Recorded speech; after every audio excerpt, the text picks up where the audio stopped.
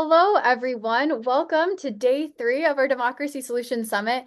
It does not seem quite possible that we have already gone through 2 days of fabulous programming, and now we are on our third and final iteration of our Women's Power by Design themed summit, where we've already walked through with day 1 where we've been, day 2 where we are, and then day 3 today is looking at where we are going regarding women's representation and political power, which is really exciting. We want to leave the summit on a hopeful note, realizing that we all have the power to enact the changes that we want to see. And we will be hearing from so many inspiring women, women working in the reform movement to have new strategies, new policies, reforms that are going to hopefully move us toward a more gender balanced society going forward. And then we also have members of the Democratic Women's Caucus who will be talking about the Better Future agenda later on today, as well as former elected officials, constitutional scholars. So we have a lot on the plate today, so I won't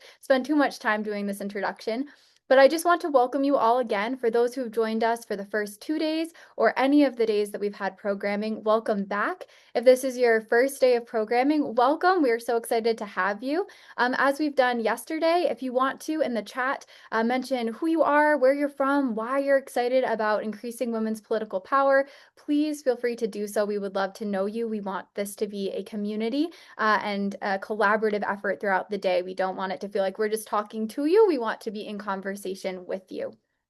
So as we go forth with today, we have a very exciting opening segment. Unfortunately, the mayor of Seattle, the newly elected mayor, Katie Wilson, was hoping to be with us in person live today, but unfortunately scheduling did prohibit that. However, she did send over a pre-recorded video specifically for our summit, which is fabulous, and we will be showcasing that now. So please enjoy the segment from Mayor Katie Wilson as she talks about why women's power does not happen by accident, but must be designed. So I'll turn it over to the video.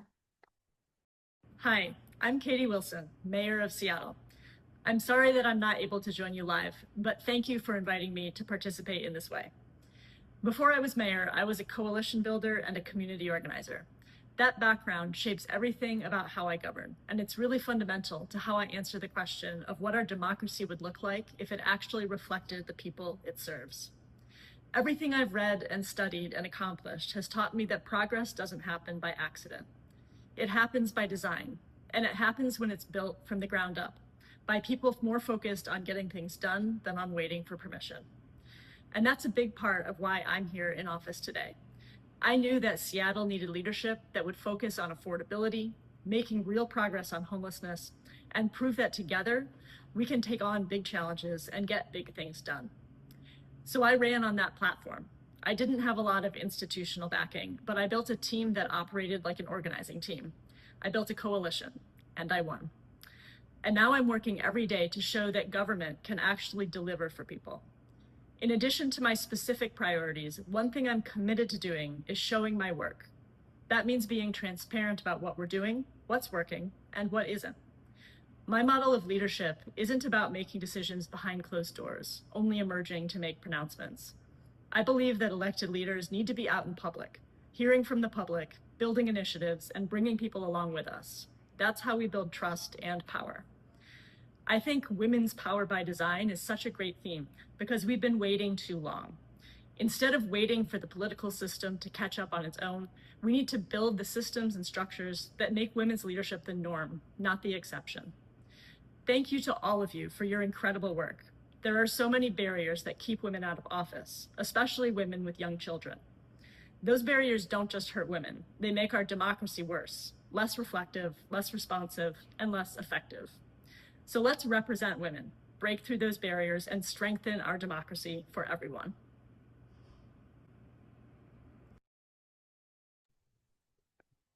Well, I hope you enjoyed that opening video. We are so grateful that I know Mayor Wilson's schedule is incredibly busy, but the fact that she was able to record that and send it over is just amazing. So we're very grateful for her and her whole team for passing that along. So the first session of the day is one that we are very excited about. It is titled Why This Work and Why Now? The State of the Movement. So our first panel focuses on the state of democracy reform and the movement itself, and the urgent question of why this work matters right now. Across the country, organizations and leaders are working to strengthen democratic systems and expand representation through reforms like ranked choice voting, fair election rules, and new leadership pipelines. So this panel will explore the momentum we're seeing across the country and the strategies that are helping to build a more representative democracy. So to moderate this conversation, please welcome Michelle Whitaker. She is another fantastic member of the Represent Women board, and she is also the executive director of RCV Maryland. So she'll also have some insights on what's happening in Maryland as well as moderating this fabulous panel. And joining her today are some other wonderful women, colleagues in this reform movement. We have our very own Tamaya Denard, who is our Programs and Partnerships Manager here at Represent Women. For those who joined yesterday, she moderated the panel with the former White House Press Secretary, Karine Jean-Pierre. So Tamaya, thank you so much again for joining us to be on this panel this time. A little bit of a role reverse.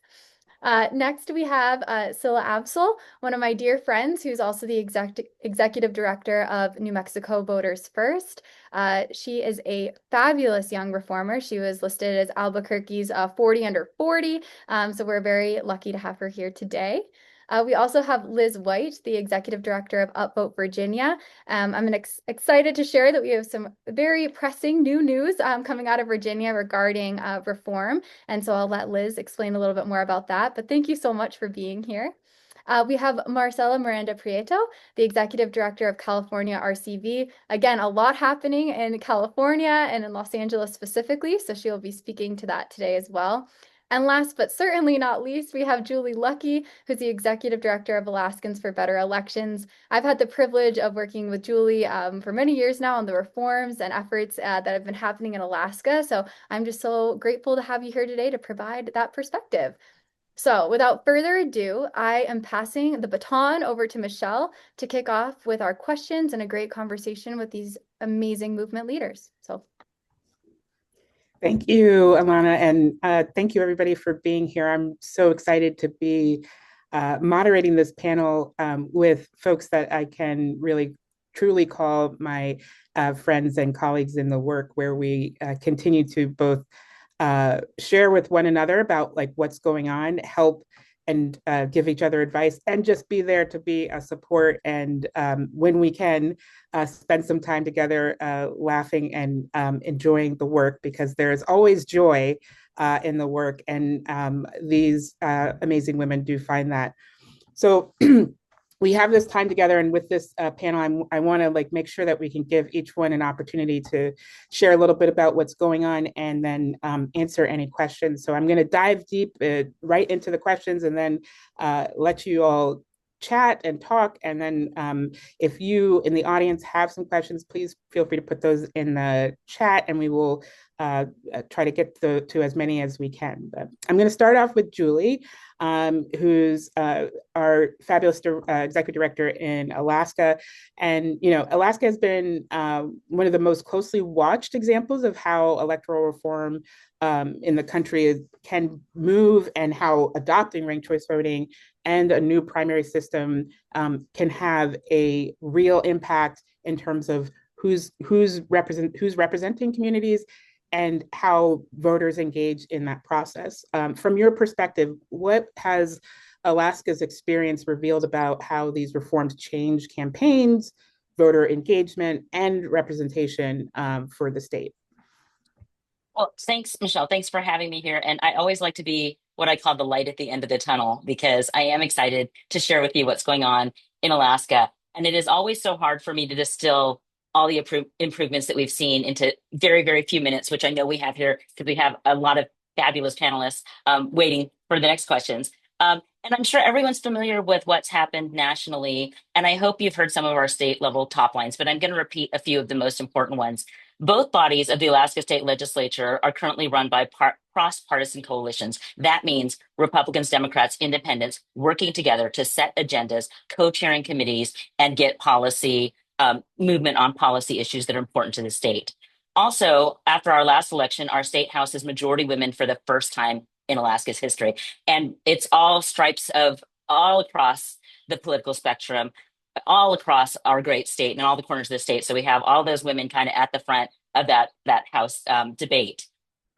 We've also heard for campaigns that some candidates have thrown out their party walking list because they understand they need everybody's vote under this system. So I've heard from candidates that say, I used to work every other door. Now I just knock on every door because I know that behind that door is going to be a voter that needs to support me. So those are kind of our top lines, and those are exciting enough. But I think the most exciting thing that we've seen, and I think this is what we're all working for, is the changes in shaping policy. And I'm just going to talk about one specific example. For years, for about a decade, our public education funding has been, there's been no permanent increase. And that's because we're pretty much split. Everyone thinks we're a conservative state. Some people think we're a purple state, but our House has been split pretty much 50-50. And so there are some people that want to see, more funding for homeschools and vouchers. And there's some people that say our buildings are falling apart. Our public school building needs to be funded. It's a constitutional requirement that we provide public schools for our kids. And so we had a great grassroots group, and I'll say it's mostly moms in this group, of parents, but mostly moms, that have been going to the Capitol every year for the last decade saying we need a modest increase. We need to at least keep up with inflation. And we've seen flat funding of education. And so what we did see is 2 years ago, the legislature passed an increase and the governor vetoed it, and it failed by one vote. The veto override failed by one vote. And so we went through an election cycle. And this last year, we saw our first ever permanent increase. The governor vetoed it 3 times, vetoed a bill, legislature passed another bill, vetoed that bill. The legislature overrode it, and then he vetoed it in the budget, which of course requires 3/4 of a legislative vote to override. Well, 3/4 of our legislators came together over caucus lines, over party lines, all across the state. 3/4 of our legislature came together, and they overrode that veto in the budget, which is a historic event, to make sure that public schools got at least a little bit of increased funding. So here's what I want to say is what we're seeing is our legislators truly representing the needs of their communities over their party platforms, taking risks to vote against the governor that is the top of their party, even if they're not in that ruling coalition, which we're so proud of our ruling coalition. But we saw people in the minority caucus say, hey, our schools are falling apart too. And we know that we need to talk about all of these other policy changes, but right now we need this education funding, and we're going to stand up for the schools in our community. So that's my hope, and what we're doing here. And I just want to say that it's worth it. The work is worth it. Like that representation, when you get the people to the table, things can change.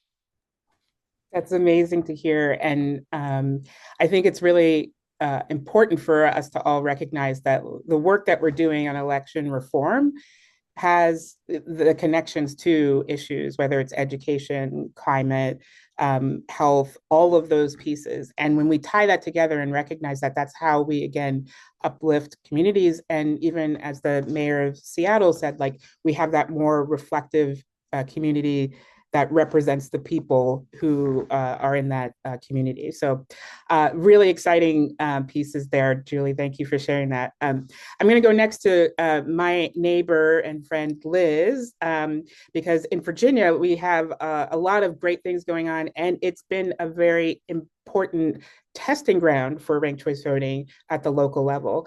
There are more cities that are exploring using ranked choice voting in recent years and doing great work to also understand how voters are responding to ranked choice voting. And so I just want you to share, Liz, a little bit more about what momentum you're seeing on the ground in Virginia, how our voters and local leaders are responding to ranked choice voting as an alternative to our traditional elections. And then also, because my sister lives there, what do I need to do to get her on board and connected to make things move in her town? Excellent. Thank you so much. It's such an exciting panel to be part of, just a lot of my very favorite people. So I think kind of the buzzword for our progress in Virginia has been incremental. We are not a ballot referendum state. We have to go through our legislature. And I see a lot of heads nodding. When you have to go through your legislature to convince lawmakers to change the system that got them into that building, it's a huge challenge. And small baby steps seem to be the best way to success for us. So we have had an existing RCV local pilot program since 2020. We've got one city and one county, and in Virginia, those are completely separate entities, that have each adopted it. And we just passed, as Alana referenced, we just passed legislation in this session. It is on its way to the governor's desk. Another great woman, another historic woman in office in Virginia, that is on its way to her desk. And that will not only make the pilot program permanent, which is great because it was going to sunset in 2031, it also adds town councils in. So now every political subdivision type can use ranked choice voting if they want for their local governing elections. And again, these are baby steps. But what we're seeing is places like Arlington County, which is right outside DC, they were the first to adopt in the state, and they conveniently have their local governing body elections every year. So we've had each year between primaries and generals, 1 to 2 examples of ranked choice voting elections in Virginia. And they have, provided just a slew of useful data. And it's been great to hone voter education efforts, see who's turning up, how campaigns are evolving, how messaging is evolving, how voters are embracing it. Our friends at Ranked Choice Virginia and Fair Vote just did a poll after this last election, and they found that 66% of voters actively want to use ranked choice voting in future elections, and 96% of them felt comfortable filling out their ballot. So socializing and experience works. These baby steps to the legislative win this session also just opens up a couple more options. We haven't had the option to address towns, and in Virginia, towns are nestled in counties. So somewhere like Fairfax County, which is 1.2 million people, that's a big ask to get them to turn that whole ocean liner of a county to a new system. But there are towns in Fairfax, like where Michelle's sister lives, which maybe are bite-sized kind of trial run pieces. They're a little more attainable. So we really just have some exciting opportunities before us and get to keep building on this momentum. That is so exciting, and I can't wait to share more with my sister and all of my friends that I have in Virginia. And I know some folks in the chat were asking about getting more information, and we will be sharing that. And I know Alana will make sure folks know how to get more information on what's going on. But I will, just as a note, for all of these fabulous folks who are working, check out Upvote Virginia, check out New Mexico Voters First, Cal RCV, Alaskans for Better Elections, Represent Women, and my organization, RCV Maryland. Check us all out, see what's going on, get updates, stay in touch, and figure out ways that you can help support the work that they're doing there. But those incremental steps are key, especially in helping people see what the opportunities are, and also to kind of test it out and see, is this working? And okay, we're feeling comfortable to move forward. So I really appreciate you sharing that, Liz. I'm going to move over to Marcella and for what's going on in California, where we've had one of the most active coalitions working to expand ranked choice voting across the cities and counties.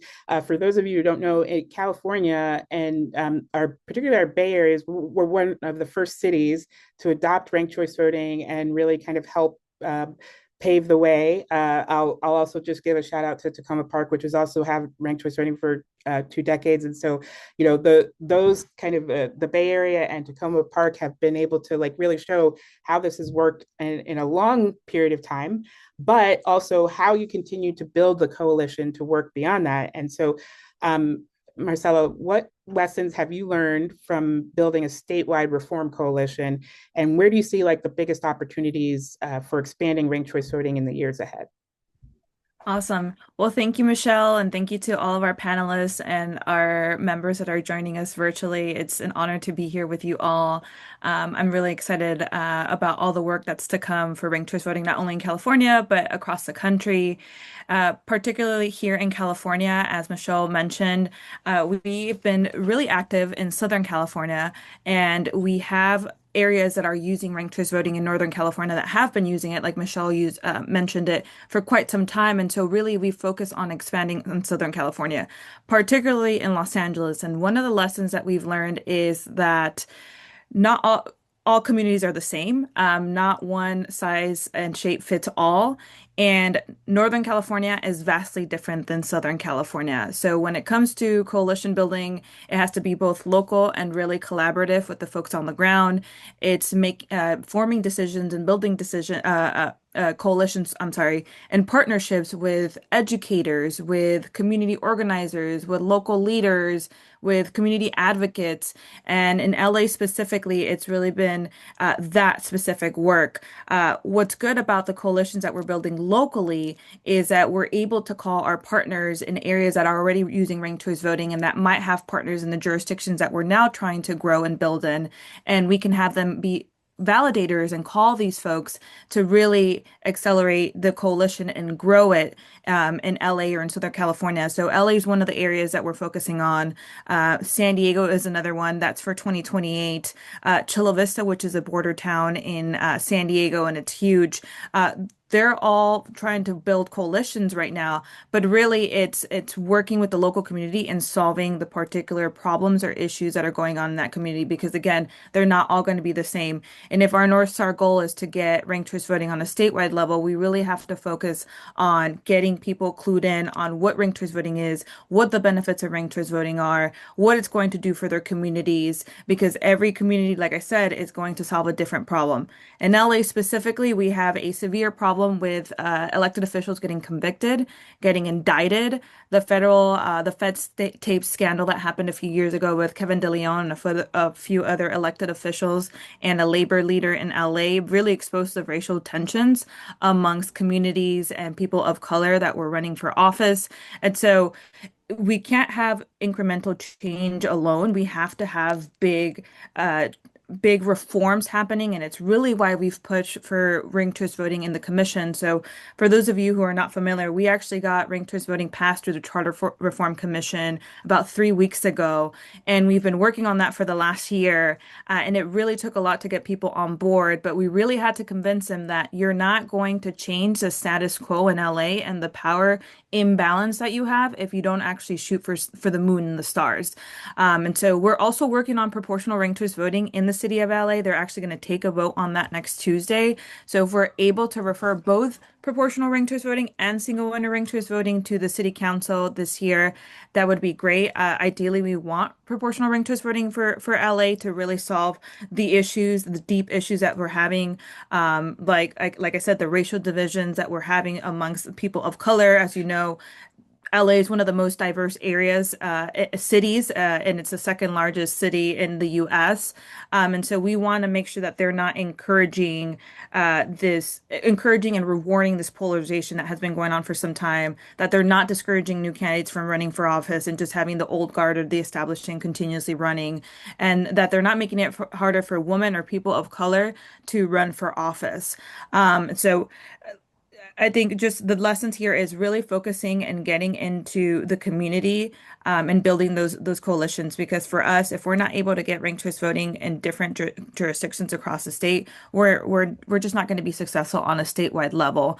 And then in terms of where I see the biggest opportunities for ranked choice voting happen, like I said, just in California, if I'm focusing specifically, LA is one of them. San Diego, which is my hometown. Sacramento is actually running a petition gathering campaign for this year. What better city than our state capital in California to have ranked choice voting? And then we're also looking at Ventura County and Santa Clara County. So we have a lot of things up in the air, but really, again, focusing from the ground up on building the change and really working with communities who are fed up, who are no longer satisfied or happy with the inaction from elected officials. So I would say that's what I'm looking forward to. And as you've all seen, Mondani getting elected in New York City was huge. I see people now talking about ranked choice voting more. Even when I'm standing in an elevator or trying to pitch ranked choice voting to someone, they're like, "Oh, isn't that what they have in New York City?" And so if we're able to get more wins, even if they're smaller jurisdictions, it sends a resounding message to the rest of the country and the rest of our reformers across the country that this is working. People, it's becoming a more of a mainstream thing, and so we have to just continue doing that work. And so, thank you to all that have been on here doing the work for years prior to me, and that are continuing to do the work. I think us collaborating and partnering and getting as many wins as possible is part of the reason why we're able to be successful in the coalition building and in other cities and states. Amazing. And I know like you're sharing so much of what's going on, but I hope that folks get the sense of the power of coalition building to help build that like groundswell of support and move things forward because it is key. And like you said, like we do, you know, you do have to set that big vision along with those incremental changes because like that's what helps also bring people to really get excited about the Right. opportunities that are ahead.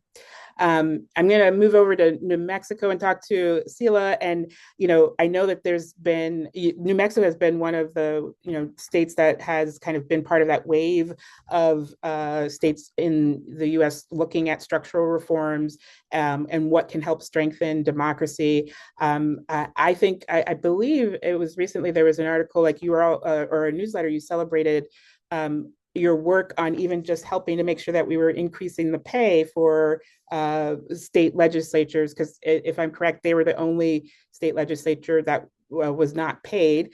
And it's interesting how, again, like making those connections to what, like how we strengthen democracy is also through these other ways that help to make sure that it's a fair and equitable system. So share a little bit about some other key reforms that your organization is working towards and how voters in New Mexico are responding to those ideas.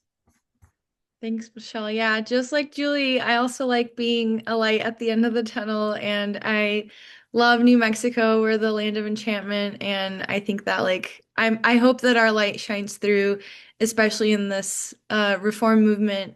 New Mexico is also not a ballot state, so everything has to go through the legislature. We are one of the first female majority legislatures, which is crazy considering that they haven't been paid at all. Hopefully up until we pass this bill. We also have a female majority statewide government. So like our governor, our secretary of state, our treasurer, etc., are all led by women. And so very proud to live in New Mexico. So last year we passed semi-open primaries. We were one of few states that had closed primaries where independents couldn't vote. And last year we passed that through the legislature. It took 10 years of work. I didn't work on it for 10 years, but I helped it get it across the finish line at the very tail end of the effort. So I'm very honored to have been able to be part of that revolution basically that we just did. And now we have 380,000 independent voters in New Mexico that are able to participate in the primaries for the first time this June. So I'm very honored and excited for this election. Obviously, it doesn't end once you pass a bill, you got to implement it. And so right now we're in the implementation phase. We're filming TV ads, we're working with radios, we're doing op-eds, we're trying to get statewide reach with our statewide 40-ish nonprofit coalition. So I'm very excited about that. And then, as Michelle mentioned, we just passed legislative salaries. We were the only unsalaried legislature in the nation. All states that have had salaries have either always had them or passed it very early on so that people would be paid something. And it's not very well reformed. And I think that people oversee it a lot.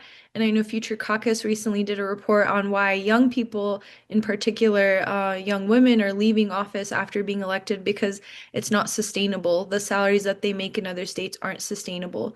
So what New Mexico did was pass a constitutional amendment, which will be put on the ballot in November, to base the salaries of legislators on median household income. So if the state and our taxpayers are doing good, then so will our legislature. And if they're doing bad, then so will they. So hopefully that is a good incentive for people to do their jobs. Um, and aside from those two, at the statewide level, we are working on adopting ranked choice voting in Albuquerque, which is the only the only major city that doesn't have ranked choice. Las Cruces and Santa Fe. Santa Fe is our capital. Top three major populated cities in our state, they both use ranked choice voting, and Albuquerque is the only one that doesn't, which is where I live, which is where I've been working on ranked choice for a very long time. We actually have an ordinance introduced right now. We just need to flip one more vote to get this done, and it doesn't need to go on the ballot. It would just be implemented 5 days after passage. So we're working really hard right now, focusing on that. And I'm very excited to be here and listening to everyone else as well. So thank you. Thank you so much. Really exciting work. And, you know, I think it's important to recognize those things like how we improve the salaries for workers and how that impacts who runs for office and who stays in office and what kind of, you know, the legislative practices in general. And I think that's a good segue to our last speaker as we're closing out our panelist segment. Tamaya, just to talk about like, you know, the work of Represent Women and how they've really connected electoral reforms like ranked choice voting and using proportional representation to expanding those opportunities for women to run and lead, like we've heard in all of these states. What does the research tell us about how these reforms can create more representation, more leadership opportunities, and how this matters for the future of our democracy? Thank you for the question. It's so good to be with all of you. I think we have to look no further than not just women getting elected, but the diversity of the women who are getting elected.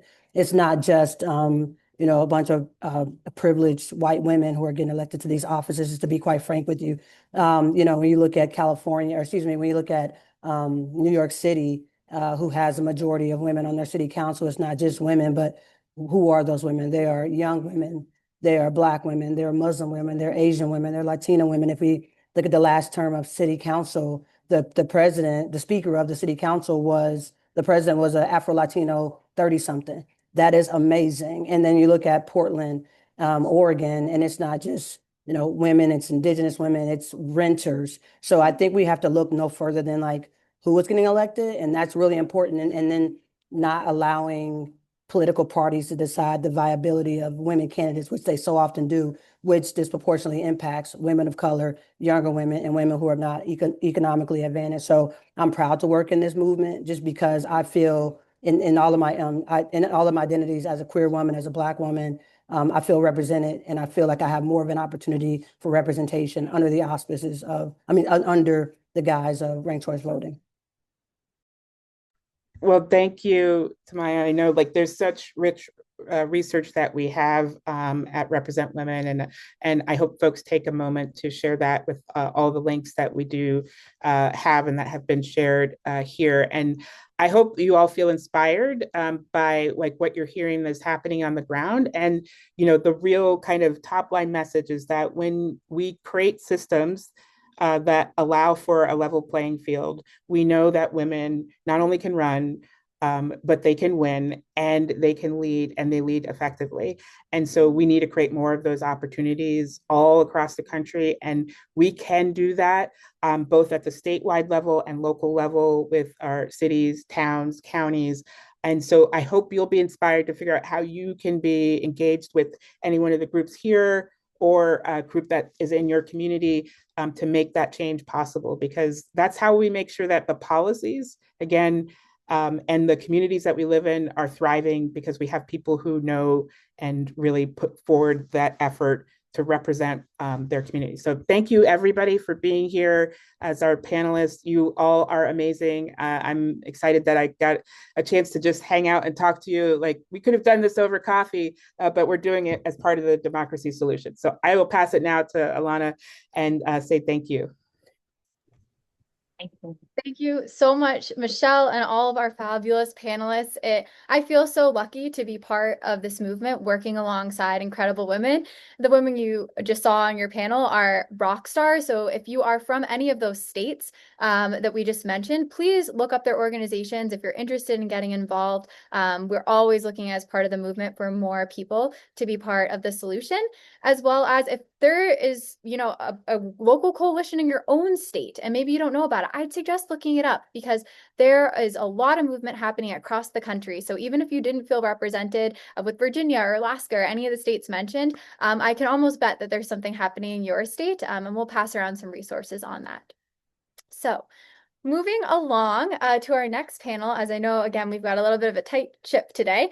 Our next panel focuses on the leaders who are working inside the political institutions to strengthen democracy and expand representation.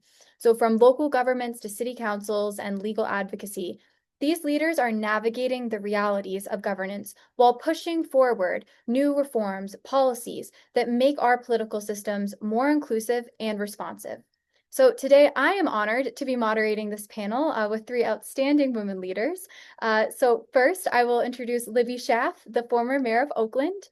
Libby served as the mayor of Oakland from 2015 to 2022 and is a candidate for the California State Treasury in 2026. Not anymore? Oh, not anymore. We will cut that. But she, while mayor, has set records in reducing gun violence, fixing roads, and producing housing. And she created the Oakland Promise, which is nationally recognized as the most comprehensive cradle-to-career program of its kind. So we are very grateful to have Libby here today. And I also will mention that she was the first woman elected chair of the Big City Mayors of California, and as a Democratic co-chair of the National Bipartisan Mayor and CEOs for the U.S. Housing Investment. So a trailblazer in your own right, Libby. We're grateful to have you here. Next, we have Yael Bromberg, a constitutional lawyer, professor, and author, amongst many fabulous things.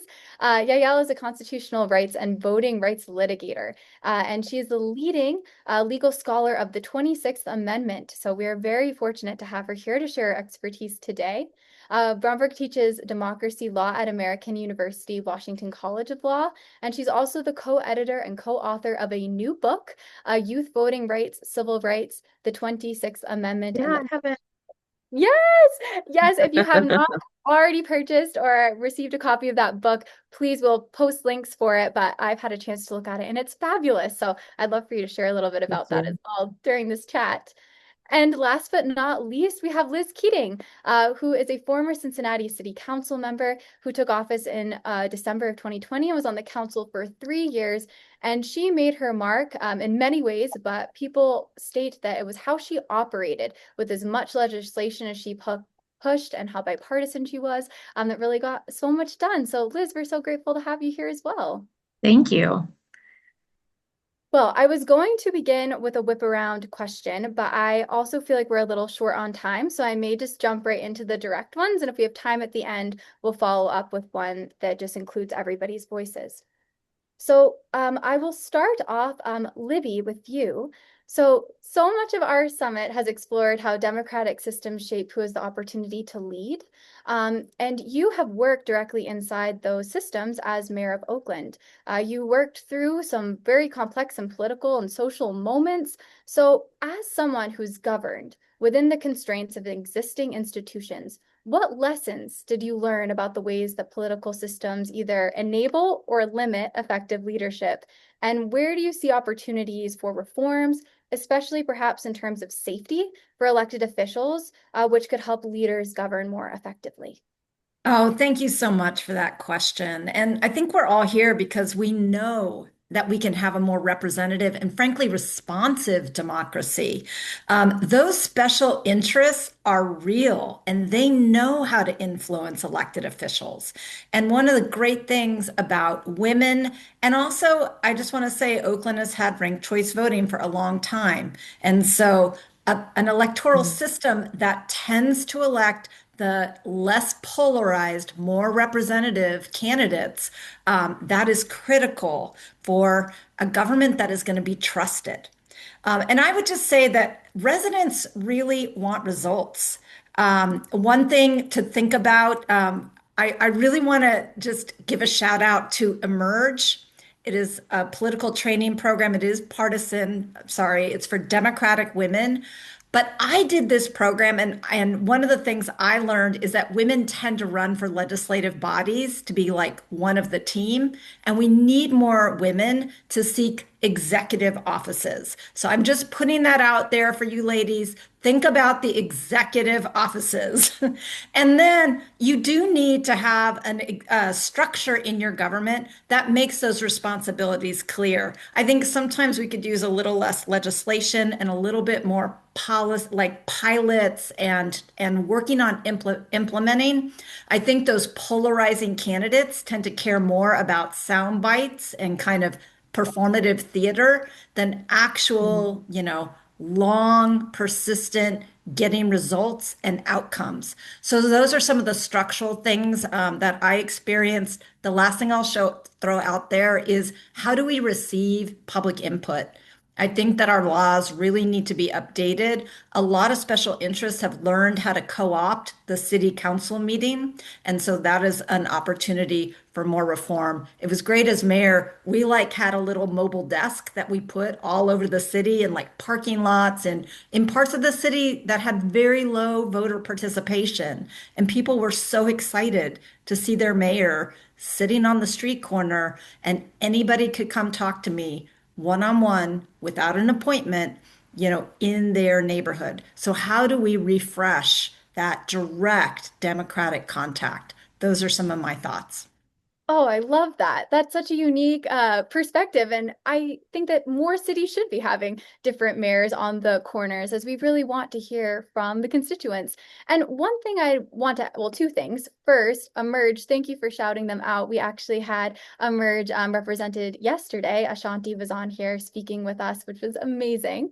So again, a shout out to pipeline organizations, but also you did run in two ranked choice voting elections yourself since it was instated in 2010 in Oakland. Do you want to very briefly just perhaps share how campaigning maybe looked different for you than in places that did not have ranked choice voting and how that felt? So different. The first time I ran for office, and I'll just also add this, my kids were 2 and 4 years old when I ran for my first office. It was the first Oakland election ever with ranked choice voting. I was elected to the city council. 4 years later, I ran for mayor, also under ranked choice voting. And what I saw is a totally different strategy. I had worked on campaigns in Oakland before ranked choice voting, and I saw firsthand how campaigns only talk to this very tiny group of voters, the undecided voters. But under a ranked choice system, I had to talk to everybody. And that made me such a better candidate and such a better representative after I was elected. And here is a fun statistic about Oakland. Before ranked choice voting, Oakland had 48 mayors. 100% of them were men. After ranked choice voting, Oakland has had 4 mayors. 100% of them have been women. That is an incredible statistic. Thank you for sharing that. We love the women's representation. We see that, right? In jurisdictions that use ranked choice voting on city councils, especially, 55% are women, which is nearly twice the norm in city councils and jurisdictions that do not have it. So we're seeing that trend in Oakland. Well, thank you for sharing your perspectives, Livy.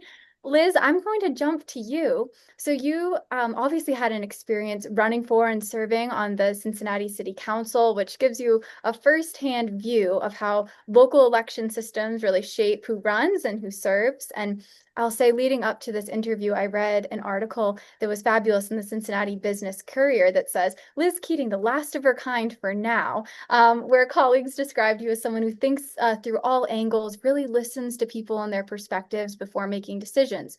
So all that to say, as we think about the future of women's leadership, based on your experiences, what would it look like if more women were leading inside the institutions with that kind of approach that you brought to the city council? I think so much more honestly would get done. I know I'm very biased from that standpoint. But I mean, during the time that I served, I was the only one with school-age children as well. Similar to Libby, I had very young kids when I started. I had a 1-year-old and a 2-week-old. It was a wild time. And there's so many things that change your mindset, but you're not spending your time getting in fights because you're more worried about getting your toddler to put on pants that day to get to daycare. You know, you're worried about making sure the daycare is still functioning and things are moving smoothly. So you're starting to see more real world problems versus getting into those hyper partisan, really hateful political attacks. And you're focused on doing things, and you come home every single day, you know, focus on the long term because you're making decisions for your kids. You're not making decisions on what's most politically expedient for that moment. So in terms of having more of that mindset and that representation is so critical. And getting more people with real world experience, because you are far more exposed to people who have all different kinds of challenges that they're living through, so that you can bring that perspective to that. And I think I know we're talking about many different ways that we can fix that and create barriers, but I think one of the ones that we should be talking about is being able to use your campaign finance to pay for childcare. In the state of Ohio, about that as a follow-up. Yeah, the state of Ohio, you know, they passed it bipartisan out of the House. It hasn't been visited in the Senate, but every year on my campaign finance forms, I would put the cost of childcare. I listed as an in-kind because I wasn't allowed to use campaign finance, but I thought that was so important to show how expensive it is with young kids. And Libby, I know you know, it, like to hire babysitters all the time or drag them with you everywhere you go to be able to run. And until we get past those barriers, we're not going to have that mindset, and it's so important to have. Thank you so much for sharing that. We've talked a lot with Representative Liz Berry yesterday, who was also talking about, you know, safety also is a barrier often for moms, and the campaign funds for childcare really enabled her to be able to run, since Washington has also passed that. So definitely from that perspective, thank you for sharing. I'm going to quickly jump over to Yael because I want to make sure everyone has a voice before our time comes up, because it goes quickly. But so much of your work examines the constitutional foundations of representation. So when we think about leading inside the system, that also means the system of law. So what opportunities exist within our constitutional framework currently to either expand representation and make our democracy more reflective of the people it serves? Or where are there restrictions? You can take it either way. So first of all, thank you. I'm always such a big fan of Democracy Solutions Summits and hearing from women experts from across the country. We are so powerful. So being able to share these stories from across the country is a part of the process of democracy making. So it's a really big question. One, in addition to RCV, we've discussed a lot about, I'm really encouraged by efforts to ratify the US Constitution with the 28th Amendment to curtail campaign spending specifically. Last week, Oklahoma, I'm a proud member of the Cross-Partisan National Advisory Board for American Promise. Last week, Oklahoma was the 24th state. We need 38 to support and send a message to Congress that we need to rein in independent expenditures and campaign financing. We need to reconceptualize the way in which Buckley v. Vallejo was decided 50 years ago in 1976, for example. So we're celebrating the anniversary of the Supreme Court's upholding that campaign money is protected under the 14th Amendment as an equal protection principle. We need to reframe that completely. Yesterday, I was so inspired by the woman that spoke from Vote Mama. 7% of our elected representatives in Congress are moms of minor children, whereas over 50% are millionaires. So campaign finance reform is a major, major component here. You can just imagine the types of policies, remedies, laws that would be able to be passed if our Congress and state legislatures, the statistic actually translates more or less the same on the state legislative level, if they were more representative and reflective of the population. And there are so many other aspects, like reforming the primary system. For example, I litigated a case in New Jersey where we removed manipulation of the primary ballot, the visual display of the primary ballot. And just based on that win, we've seen more and more women and independent unbought voices not only running, but also being elected.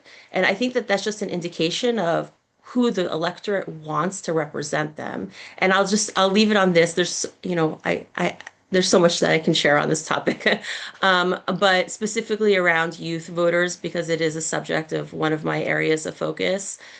Voter turnout for 18 to 24-year-olds in the 2024 election was 48%, and for 65 plus was 75%. We're talking about a 27 percentage point margin that can actually sway electoral outcomes as well.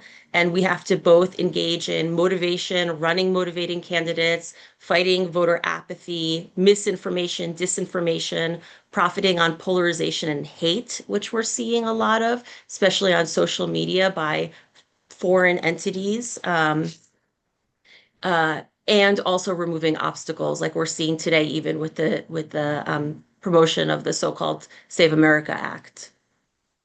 Yes, that's such a great point. And I know you also are an expert in the Voting Rights Act. I don't know if you want to add, we wanted you to be able to join as well on that panel. Anything on that that you feel like is important for people to know while navigating the system, since it is such a pressing topic right now with Section 2 before the Supreme Court?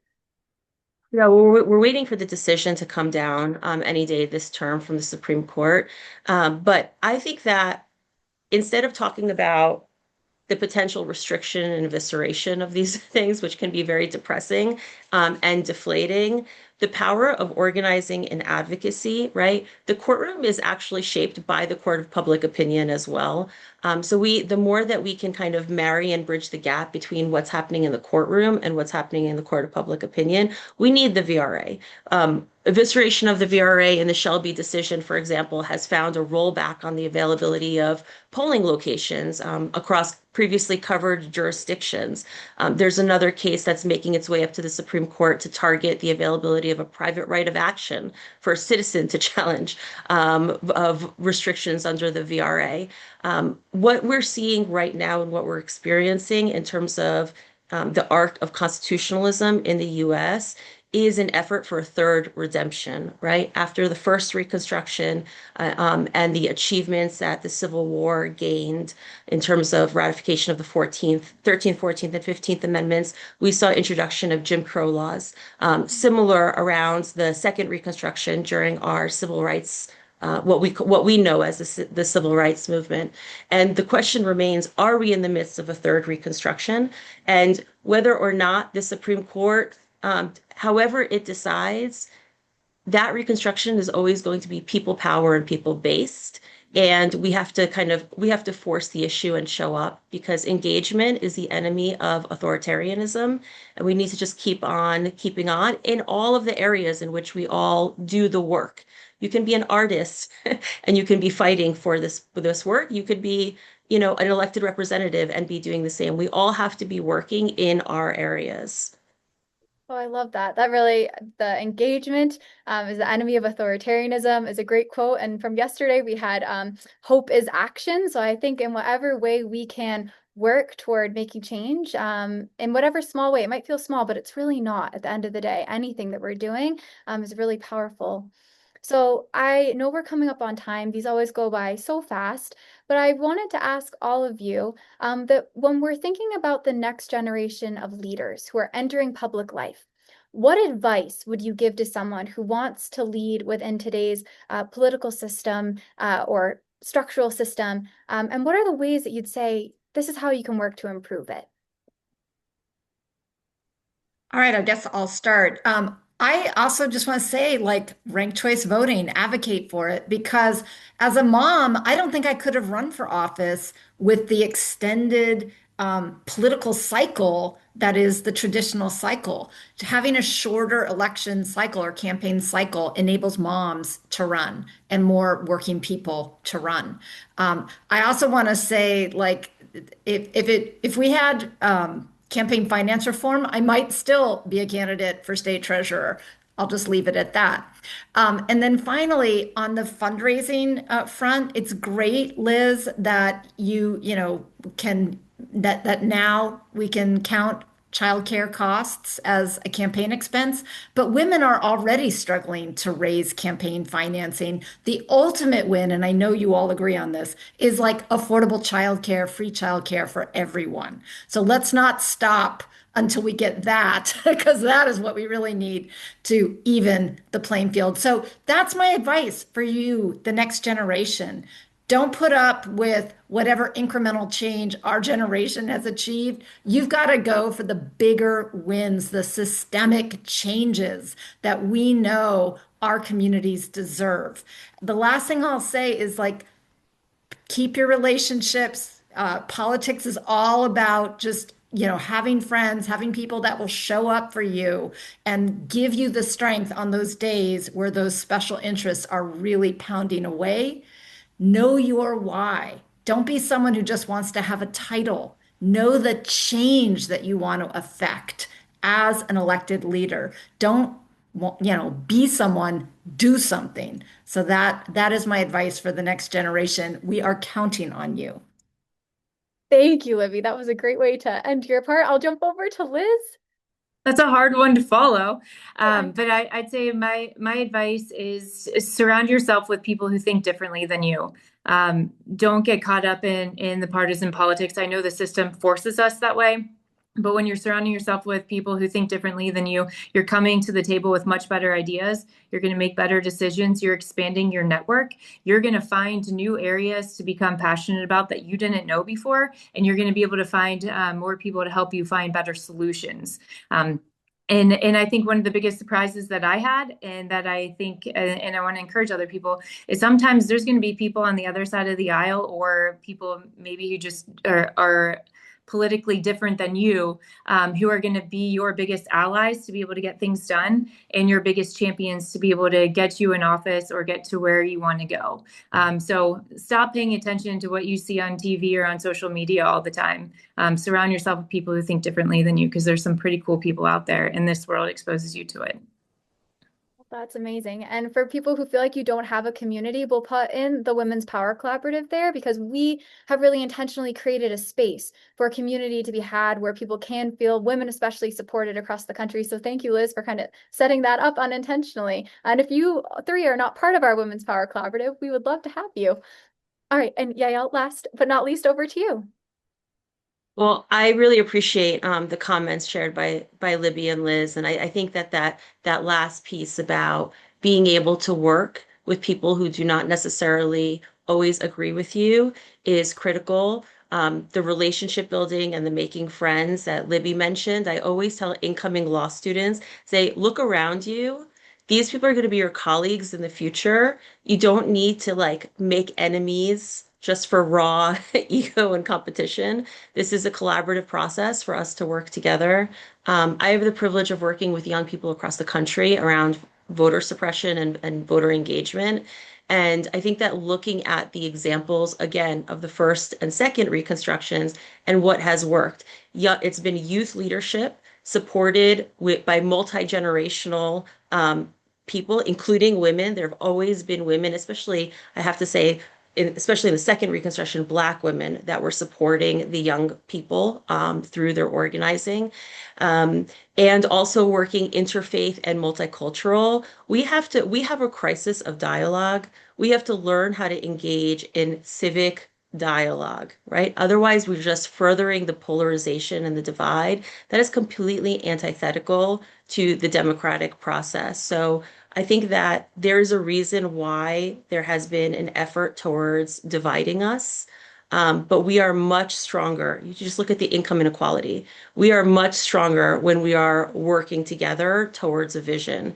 And that is really going to require debunking myths that are propagated, right? Going back to this disinformation and misinformation. We have to lean in with actual engagement in our communities, get out of our isolation bubbles, and just really work together. That's such a positive way to end. I do think that working together is the solution, and getting outside of your, echo chamber is so important, which is why we're so grateful for everyone coming here and spending time at the Solution Summit and hearing these different perspectives, and for all three of you for providing those.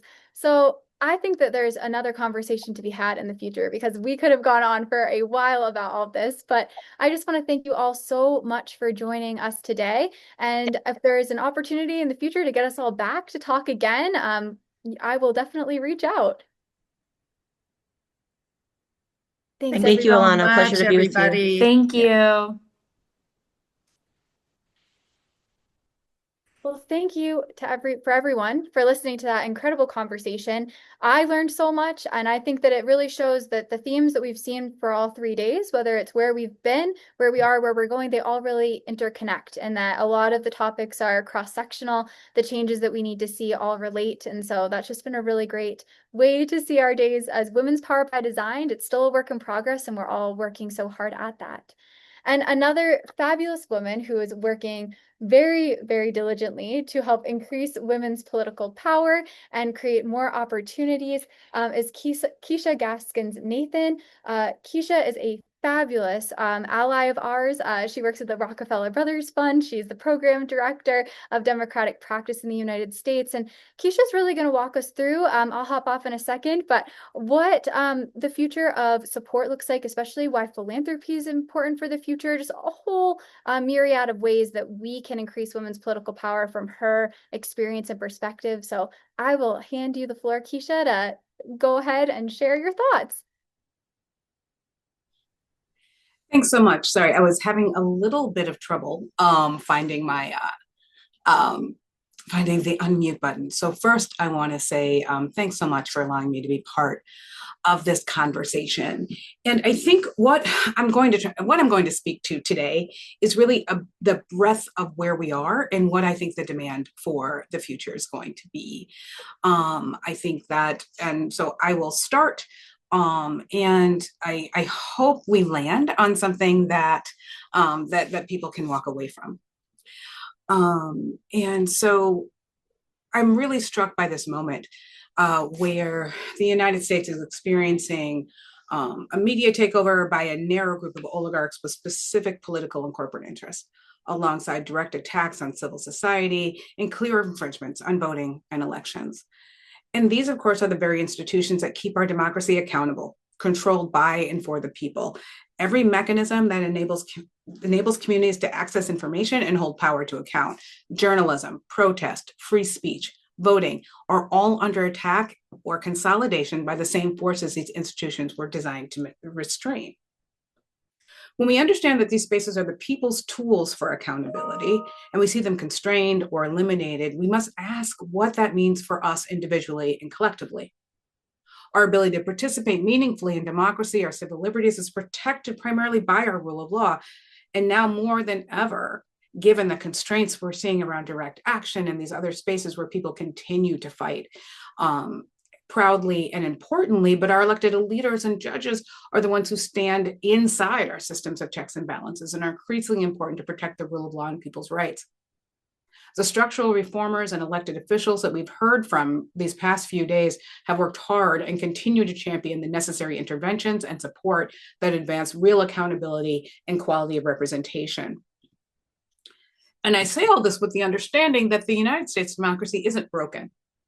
It's fully functioning as designed, and that constraint and that design is designed around people, right? It was just created to serve those who benefited most from the systems that can sustained. And yet today, the United States is larger, more diverse, more economically and politically complex. And still those who most benefited at the founding continue to benefit now. This is a democracy that was built on stolen land by stolen people and remains extractive in its political, social, and economic systems, rooted in supremacy and normativity of whiteness. So therefore, it cannot merely be reformed, we must metamorphosize. The metamorphosis is a transformation from one form to another, a complete reimagining of identity and function. Like the caterpillar and butterfly, the same DNA, yet different being. The caterpillar crawls, the butterfly soars. Both are essential stages of life, yet one transcends what came before. So too must our democracy evolve, retaining its core DNA of equality and freedom, but transforming how it operates finally to serve all of its people. And the transformation may not be recognizable at first.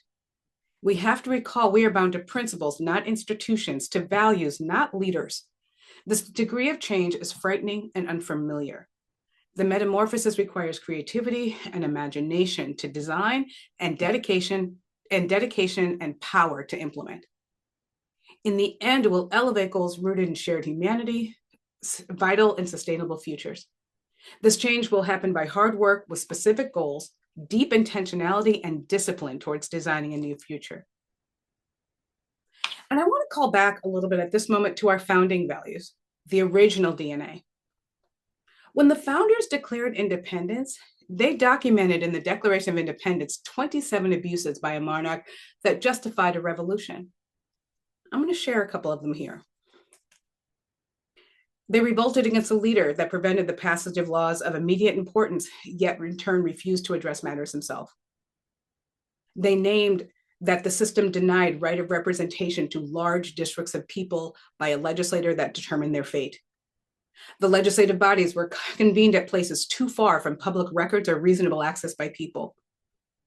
The leader that left vacant numerous positions in government charged with executing public duties that resulted in harm of the country. A leader that limited the ability of states to control free and fair migration. A leader that undermined the judiciary by refusing to follow the laws and rules. A leader that made judicial determinations based upon the relationships and payments to the crown. A government that created new agencies for the sole purpose of harassing people and undermining will. A government that created a military that was independent and superior to civil power. A government that entered into treaties that undermined the sovereignty of the country. A government that undermined the ability of the colonies to engage in free and fair trade, that imposed taxes without consent, that deprived individuals of trial by jury.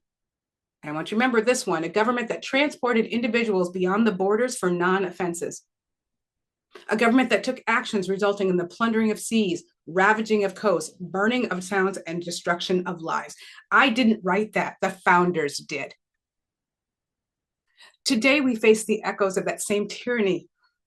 To meet this moment, we must work to make meaning of this time, to achieve a positive shared vision of a future that's not only rooted in resistance, but a visionary future, shared goals, and a sustainable and shared economy.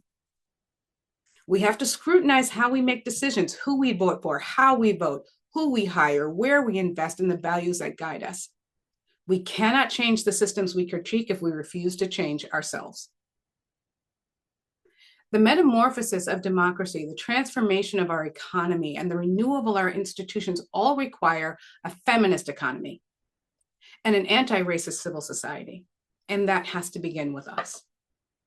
And I think these past few days, these hours that Represent Women has pulled together for women who are doing this work, who are connecting it to the reality of where we live and where we have to go. I am incredibly honored to be in this space. I'm honored to support many of the organizations, and I'm thrilled to be part of a philanthropic ecosystem that is dedicated to being both anti-racist, anti-sexist, in real meaningful and deep ways, and not just being noisy about it.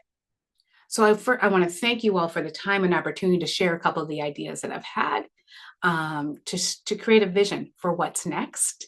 And I am looking forward to standing with and fighting alongside of you all to create this vision for our future.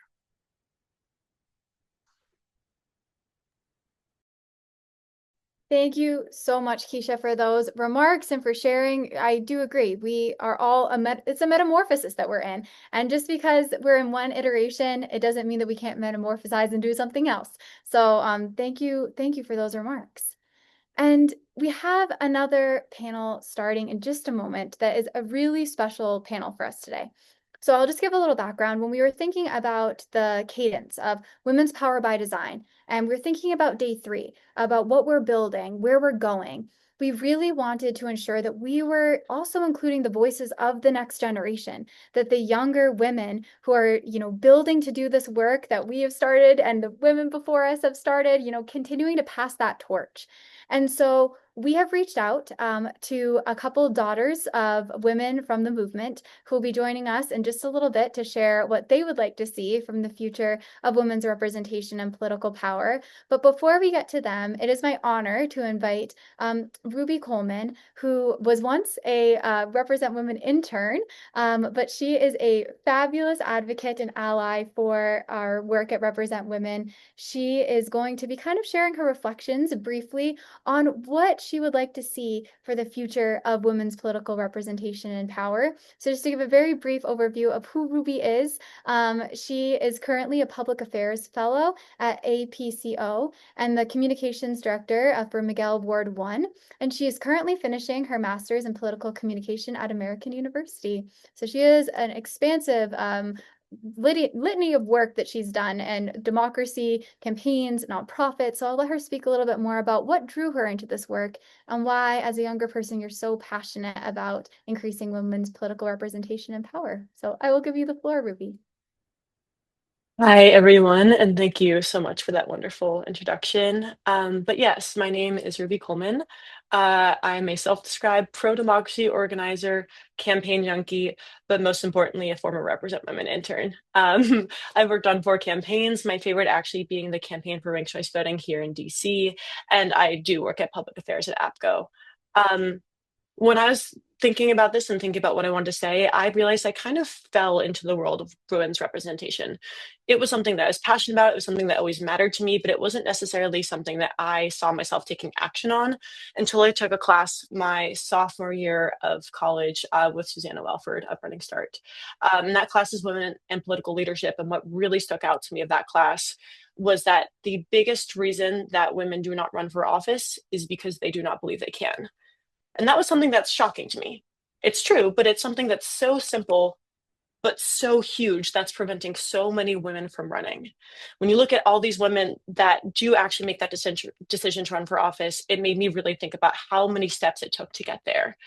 And then even when women do run for office, we see them facing numerous roadblocks on the campaign trail. So being told to wait their turn, being told, that they're not fit to run for office, from sexism on the campaign trail to even once they get elected, a lack of childcare available when they are, in the actual physical building. So this invisible battle really seems exhausting. And that's because society doesn't expect women to run. Society doesn't equip them with the tools or the kitchen cabinet to support them. And so what I came to realize is that we really have to make our own.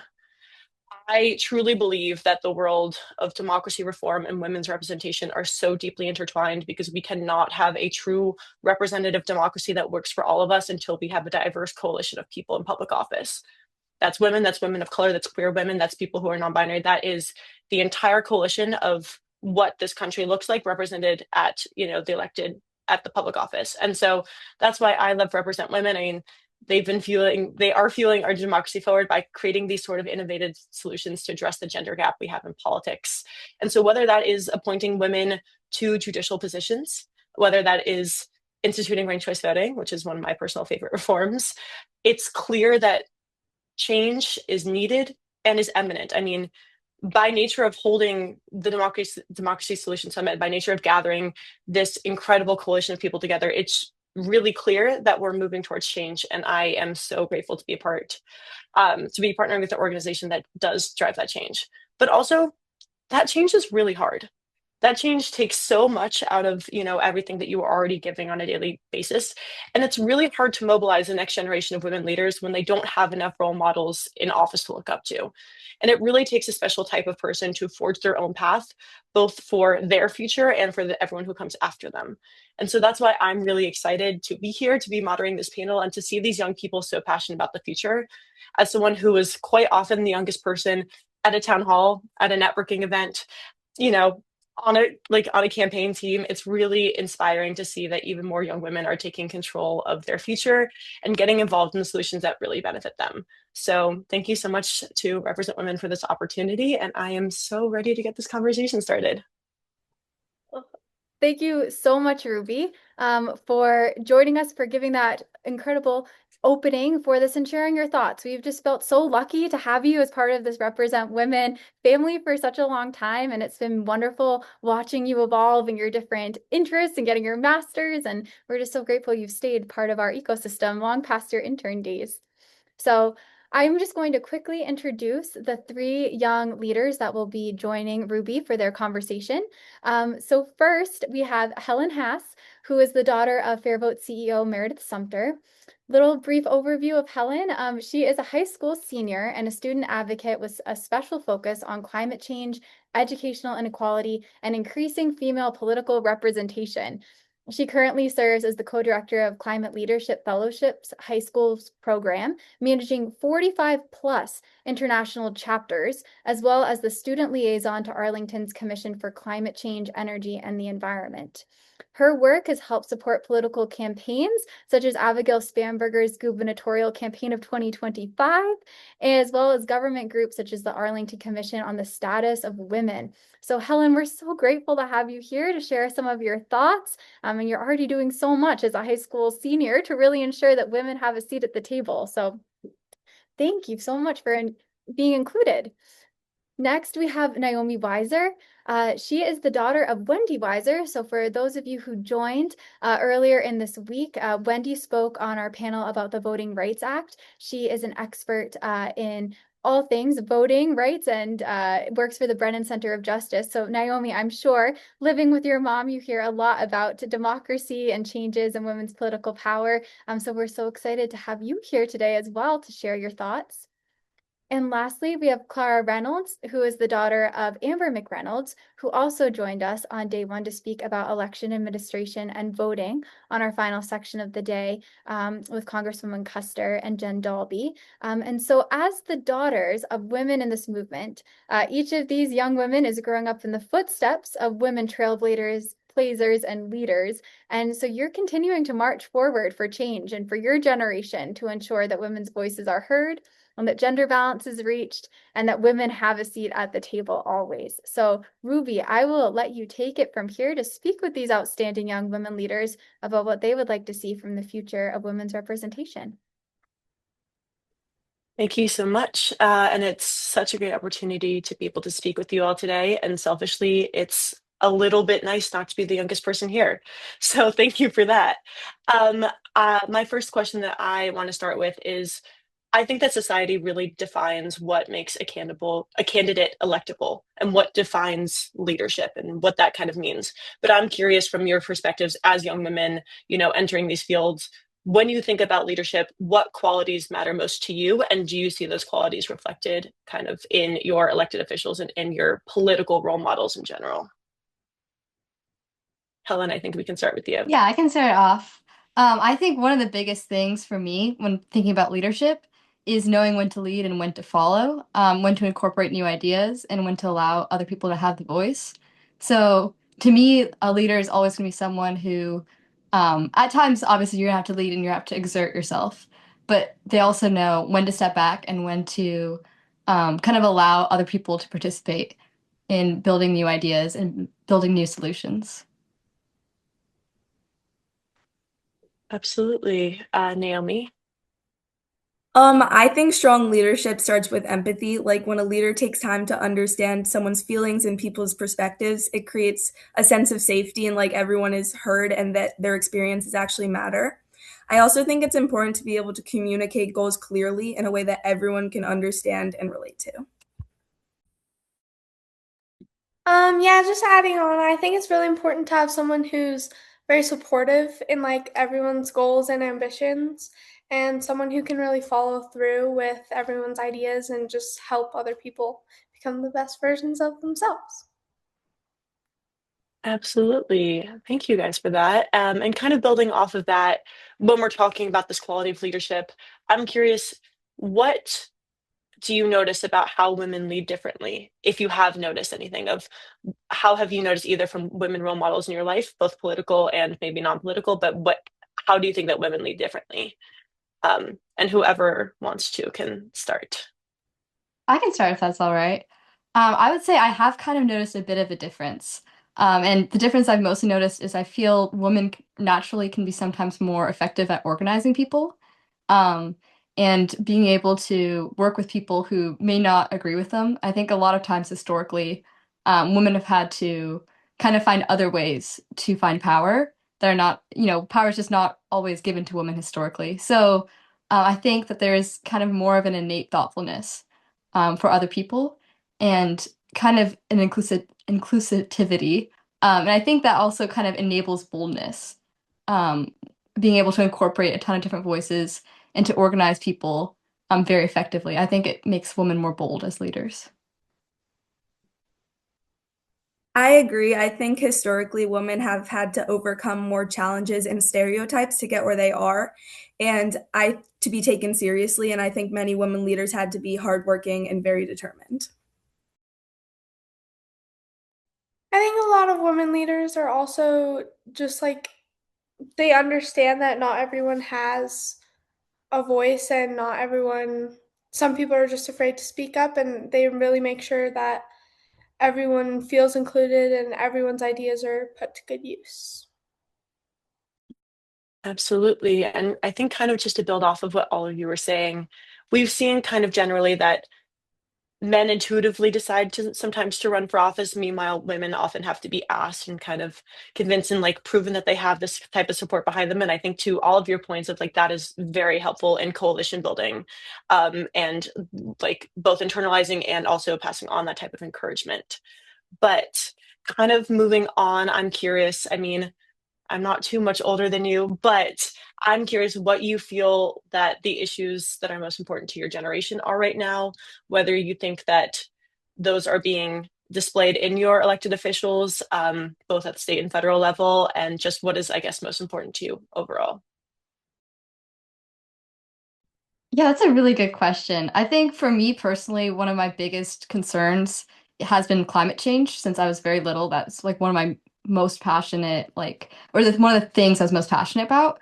But as a whole generation, I think a lot of emphasis has been put on kind of ensuring um, mutual dignity, ensuring mutual human rights for everybody, no matter their race, their gender, their sexuality, etc. Um, and I think that's kind of something that our generation is kind of rallying around and making sure that we're pushing that into the forefront. I think to a varying degree, it is being addressed in state and federal government, depending on the office. And I think there has been some progress, but there's also been some steps taken backwards. So, you know, as we go to the next generations, I hope that we can see more progress. One of the biggest issues that directly affects my community is ICE and the mistreatment of immigrants. ICE is taking people out of my community. A boy in my class had his father taken away from him, and two kids in my soccer club after practice were detained by ICE. The community is being very supportive, and students my age are stepping up. A couple of 14-year-olds in my grade led a huge ICE protest against ICE protest. And I think it is not being addressed federally, but it is being addressed locally. I agree with both of you guys. I think ice and climate change are definitely one of the two biggest. Um, dress some people, yeah, some leaders are kind of addressing it. I don't know if it's that we're doing the best action to kind of relieve the stress, but I think we can do a better job with more leaders who actually believe that changing these things are going to make a difference. Absolutely. And thank you all for your very thoughtful answers. My next question, I think that generally, and I don't know if you guys have heard this, a lot of people say, the next generation is what gives me hope. The next generation is going to, going to be what saves us. Like they are our hope for the future. But as this rising generation, what gives you hope about the future instead of having, all the responsibility placed on you, but like what gives you hope and what makes you want to, keep going and keep working and, this type of advocacy, whether that is professional or personal, what drives you forward? Yeah, I think like the passion of other advocates is really what motivates me. I've found a lot of different communities across Washington, D.C., across Virginia, who are very motivated. They're very passionate about what they do. And I think seeing them in action is very powerful. And I think there's something to be said about, I feel that there's not only a recognition now of the crises that we're in, like for example, climate change, as I said before, but also we're in a bit of a crisis of polarization and kind of disconnect politically. There's not only like a recognition that it is a crisis, but there's active steps being taken towards it. And there are actively people who are dedicating themselves to fighting these issues. So I think that's always given me a bit of hope, is just seeing how much progress that we have made and that we're continuing to make. I think what gives me hope is firstly that we've almost elected a woman president twice, which is something that I would very much like to see. And also the fact that I see my generation stepping up and trying to make change and like advocating for ourselves. Women in my generation are not going to wait our turns, and it's nice to see young people like me stepping up. Just seeing like everything that's going on in the world now and how different it used to be, but also how different it still can be, is probably my biggest motivator. And just seeing how much change we still have yet to do, but also how far we've come. Absolutely. Thank you so much. And then last question, but on the similar note, if you could design the world that you want to live in, what would it look like? Both realistically and unrealistically, but what is the world that you want to live in? What is the world that you want to take into the future? I think one of the biggest things for me is mutual respect. So respect for all people, no matter like I said, their gender, their race, their political orientation. So the first thing in my perfect world would be respect, but also when thinking about this politically from a government standpoint, what could a perfect government look like? I think um, there's in our current society, there's more of a subjectivity of truth, or there's this treatment of truth as if it is subjective. And I think that's pretty dangerous. So I think in a perfect world, truths would be truths, and everyone can have their own interpretations, which would all be mutually respected, but there's really only certain truths that cannot be. I think there's too many people who are trying to project opinions or project their own interpretations over truths. And I think in a perfect world, there wouldn't be that. There would just be one direct, definitive source. I completely agree. I think respect and truth are both very important. I would also add, like, I would design a world where there's more equality and where it's not surprising to see women and just people of all different backgrounds in general in top leadership positions. This would make people feel represented, seeing people like them leading. Yeah, and just people, like everyone's got food on their plate, no one's struggling, and then people feel supported by their ideas. They don't think that they don't misjudge themselves because other people decide that their ideas aren't worth it and they're not worth it. So they believe in themselves. Absolutely. And thank you all so much. I have to say that it is very inspiring to speak to the next generation of young people, to hear all the amazing things that you guys have had to say, but also just unfortunately, I think it does give us hope for the future that there is this next generation who is passionate and who, are working on these types of issues. So thank you all so much. I've loved getting the chance to talk to you, and I will pass it back to Represent Women team. Thank you all. Thank you so much. That was probably I'm not to pick favorites, but that was just such a fabulous session of the summit. And I'm just so grateful that the young women were gracious enough to join us and come on stage in front of lots of people. I know it's a lot to ask for especially young women, but they did a fabulous job. So if you want to express their thoughts and appreciation in the comments, I'm sure that would be really appreciated. And I agree with everything that the woman said, especially Helen, where she said that what gives her hope is watching, and passion is the other advocates who are working within this space. And I can say that it is the young leaders like them who really keep me passionate about this work and give me hope to ensure that our future truly is going to look representative and that we will achieve gender balance in our lifetime, hopefully within my lifetime. Quickly before we get to our last panel, yesterday, we ran out of time to show a video from Brooke Learman, who is the 34th Comptroller of the state of Maryland, and the first woman to be independently elected to one of Maryland's state constitutional offices. As comptroller, she is currently leading an agency of 1,200 dedicated Maryland public servants in 12 offices across the state, which is a big job, and she is doing a fabulous job at it. So we would just like to share her video that she recorded for us, as she, again, like Mayor Wilson, couldn't make it today, but did want to be part of the summit. So we will play her video just sharing her thoughts, and then we will get right on into our final panel, which are with 4 amazing members of the Democratic Women's Caucus who are so grateful were able to join us today. So I will turn it to the video now. Thank you for inviting me to speak today at the Democracy Solutions Summit, hosted by Represent Women. It's a pleasure to be with so many women who are not only examining what our future looks like, but building it. I'm Brooke Learman, the 34th Comptroller of Maryland and the first woman to serve in this position. I say that not because being first matters, but it's so important that we remind ourselves that there are still barriers left to break, but when we work together, we can break them. This moment across the country and in Maryland is one of uncertainty. It's one of challenges. Our cost of living is rising, investment from our federal government is declining, and trust in our institutions is chipping away with every headline we read. As is often the case, women bear the brunt of these forces. Women earn just an average of 84 cents for every dollar earned by a man, and even more for women of color. Childcare costs force many parents, and particularly women, out of the workforce.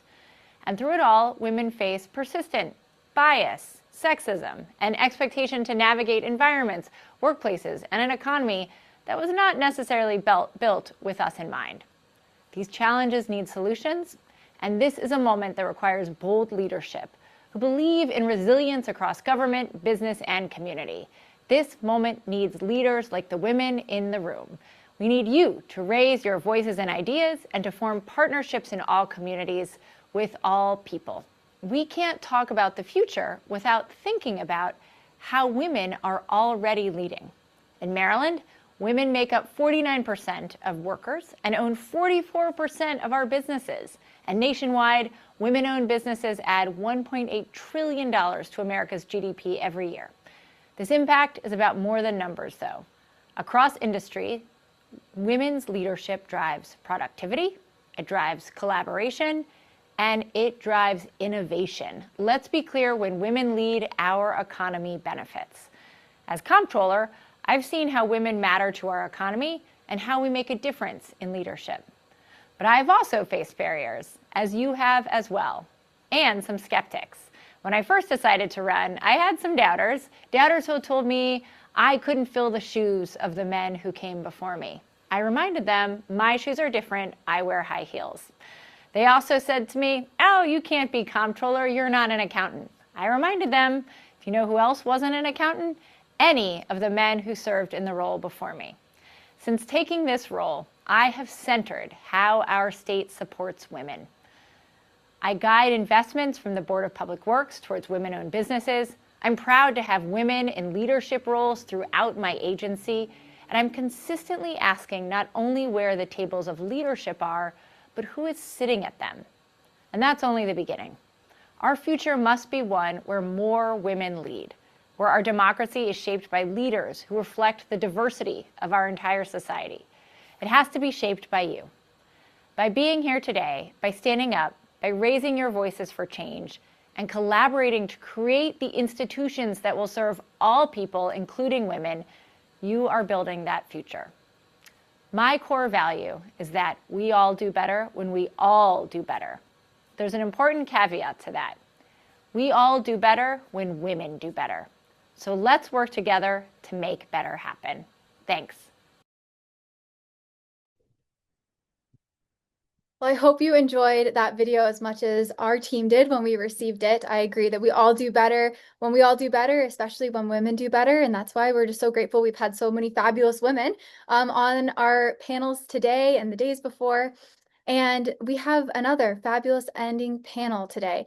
And before we move into the questions, I really want to briefly mention that Represent Women had the honor of working alongside members of the Democratic Women's Caucus last month as we hosted an educational webinar ahead of the Vote for the SAVE Act. And so this collaboration just really reflects our broader goal of today's closing conversation, which is connecting democracy reform and policies with concrete policy priorities that are being currently pushed by members of Congress. And so we are excited to have 4 members of the Democratic Women's Caucus joining us today. And in addition to that, I'm excited to introduce our moderator for this session, which will be led by Jean Massey. And Jean is a ranked choice voting and electoral reform powerhouse. She is recognized as a visionary leader who combines deep knowledge and pragmatic strategy to advance ranked choice voting at the local, state, and national levels. Jean engages in a diverse and cross-sector leaders in her work, and she works with many multi-partisan groups, voting rights advocates, electoral reformers, and in the business community. And at Represent Women, we have the great honor of working with Jean closely on so many of our issues and reforms. So Jean, thank you so much for joining us today to moderate this panel. Well, thank you for that wonderful introduction, Alana, and congratulations on a tremendous 3-day conference that you've pulled together on topics that are so relevant to us right now. It's a total pleasure to be here with all of you and a real honor to share the screen with these extraordinary leaders in Congress and members of the Democratic Women's Caucus. It's the first time I'm having the opportunity to meet you, and I can't wait to dive into the conversation and get to know you a little bit better afterwards as we continue our journeys in our various roles. So all of you may know I'm joining you here from Minnesota, where we are still grieving the targeted political assassination of our Speaker, Melissa Hortman, and her husband, and where our communities have also been shaken by federal enforcement actions. Minnesota has been in the news quite a bit, often for very challenging reasons, and I wear the button here from Minnesota, which we call the resistance button. It's our loon pointing its wings to our North Star. So I just wanted to make sure we're all grounded in the moment that we're living through right now. I think that's important. And in moments like these, conversations about democracy, representation, and leadership feel especially urgent. And so with that, I'm going to jump right in. Time is short. We have just 30 minutes, and we want to make sure we hear from all of the panelists and answer as many questions as you may have. So let me just frame the conversation a little bit for us as we go into the conversation. You know, over the past 3 days, we've been exploring where we've been, where we are today, and where we're going in an effort to build a more representative democracy. We've talked about gender-centered policies and structural reforms like proportional representation, ranked choice voting, quotas, and more. And it's especially grounding for me to be here today because I just came from a rally at the Minnesota Capitol, that's why I'm wearing green, to pass the Minnesota ERA. I've been attending these rallies for 20 years, and they were happening many years before that. As we know, progress, especially for women, has rarely been swift. So let me start with a question for all of you. And I'll just ask you to go in turn to answer this. From your perspective in Congress, what does the future of women's political power look like? And how does the Women's Caucus Better Futures agenda help chart that path forward? And it could take just a couple of minutes to respond to that. And let's perhaps start with you, Representative McClellan. Well, yes, first of all, very excited to be here and part of this conversation. I want to ground my answer in a phrase that we have heard since we were children, and that is ours is a government by, of, and for the people. And what that means to me is government reflects the perspective and therefore meets the needs of the people who participate. And to me, as we strive towards that more perfect union, it looks like a place where the diversity of our government reflects the diversity of the governed, which means if women are 51% of the population or 50 in some states, then they're 51% of Congress. We are not there. We are less than 30%. And I'm one of the less than 7% of members of Congress who are mothers to children under 18. I'm one of the less than 3% of members of Congress who is a mother of color of young children. And I think the perspective that we bring is critically important. So the future of political participation for women means the barriers that are keeping us from reaching 50%, whether it's we don't have family-friendly policies in place for candidates or for elected officials, are eradicated, that we close the imagination gap that keeps so many people from seeing women in certain positions. And studies have shown that especially executive positions, that there's this extra barrier that people just don't see women as a governor. And it took us over 400 years to elect our first woman governor here in Virginia, in Abigail Spanberger. And so to me, that's what the future of women in government looks like, and that we are working through the Democratic Women's Caucus, not just for policies that help women, but breaking down systems that weren't built for us by ensuring that we get more there and that we're removing the barriers to more women of all ages, of all races, of all backgrounds joining us. Well said, Representative McClellan. And I'll add to that, we have an opportunity to elect the first female governor in Minnesota, and Senator Amy Klobuchar. We're very hopeful about that prospect. Representative Brown, can you respond to that question about what does political power, women's political power look like, and how does the Women's Caucus help chart that forward path? Sure. Thank you for having us. It's an honor to be with my sisters from the Democratic Women's Caucus. I would say this: currently, our political power is under threat. This president often touts that he wants to make America great again, but for who? Who is he talking about? I can tell you right now, his vision of women in this country is to make us all subservient again. If you think back to Trump's White House meeting on women's health during his first term, not a single woman was in the room. Now, you wouldn't build a house without consulting an architect, right? I mean, you could, but it wouldn't be very smart. And that's just what this administration did. And it sends a loud and clear message that women, American women, you have no right to self-determination and your autonomy is additional. But you can tell by this event, I think you can tell by the voices in this space and place, we will not be deterred, we will not be intimidated, we will not be silenced by this administration's attack on women. If anything, I will say it has lit a fire under American women to not just be the change in this country that it needs, but to lead it. If you take a look at the She Should Run report, it's 743% increase in women interested in running after 2024. That is huge. And the Democratic Women's Caucus agenda supplements that passion with a policy-focused agenda. And I think that it's important to note that the Better Future agenda that we have created has three big buckets, and it's making the economy work for women. So that means equal pay. That means a caregiving economy that focuses on sandwich generation of people with children and caring for their parents. It focuses on protecting our healthcare, which will be the second bucket. And then our third is protecting our rights. Our Better Future agenda is our plan to empower women to take agency over their lives by improving our financial stability, by lowering costs, fighting to extend things like the Affordable Care Act tax credits, and protecting basic needs like the SNAP program. So I am proud to say it has the full support of our 96-member caucus, and that is where I think the direction we need to go. A whole lot of power there, and I'm glad you're all lighting lots of fires. I feel like 2026 is very much like feeling like 2018, if not bigger and better. So a real opportunity this year. Lots of Sure. Well, and welcome, Representative Bonamici. Did I say that Thank correctly? you. Yes, you did. Thanks so much. It's really an honor to be here with my amazing colleagues and all of you for this really important discussion. I just want to note that I caught the tail end of the young women who were speaking, and it was so inspiring.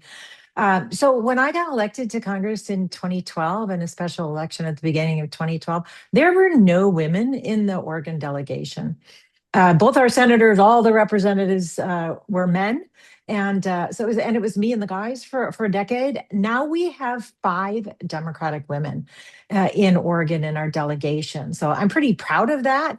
And it really makes a difference to have more voices around the table, particularly women's voices. And the Democratic Women's Caucus has done such a phenomenal job of lifting up voices that hadn't been heard before and had been silenced, like the work with the Epstein survivors. It's really been amazing to watch this caucus, which is close to 100 members, tackle these issues. And I want to note that as my colleagues were saying, yes, we're talking about women's issues, but they really are economic issues.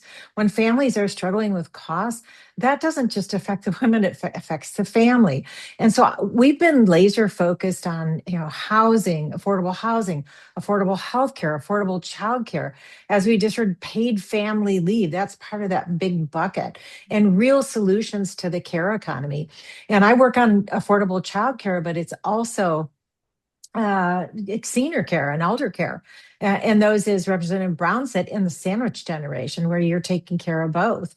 It's disproportionately women who carry that responsibility. So we need real solutions to that. And one thing I want to talk about too that's really critical and under attack by MAGA Republicans and the administration and the Supreme Court is abortion rights.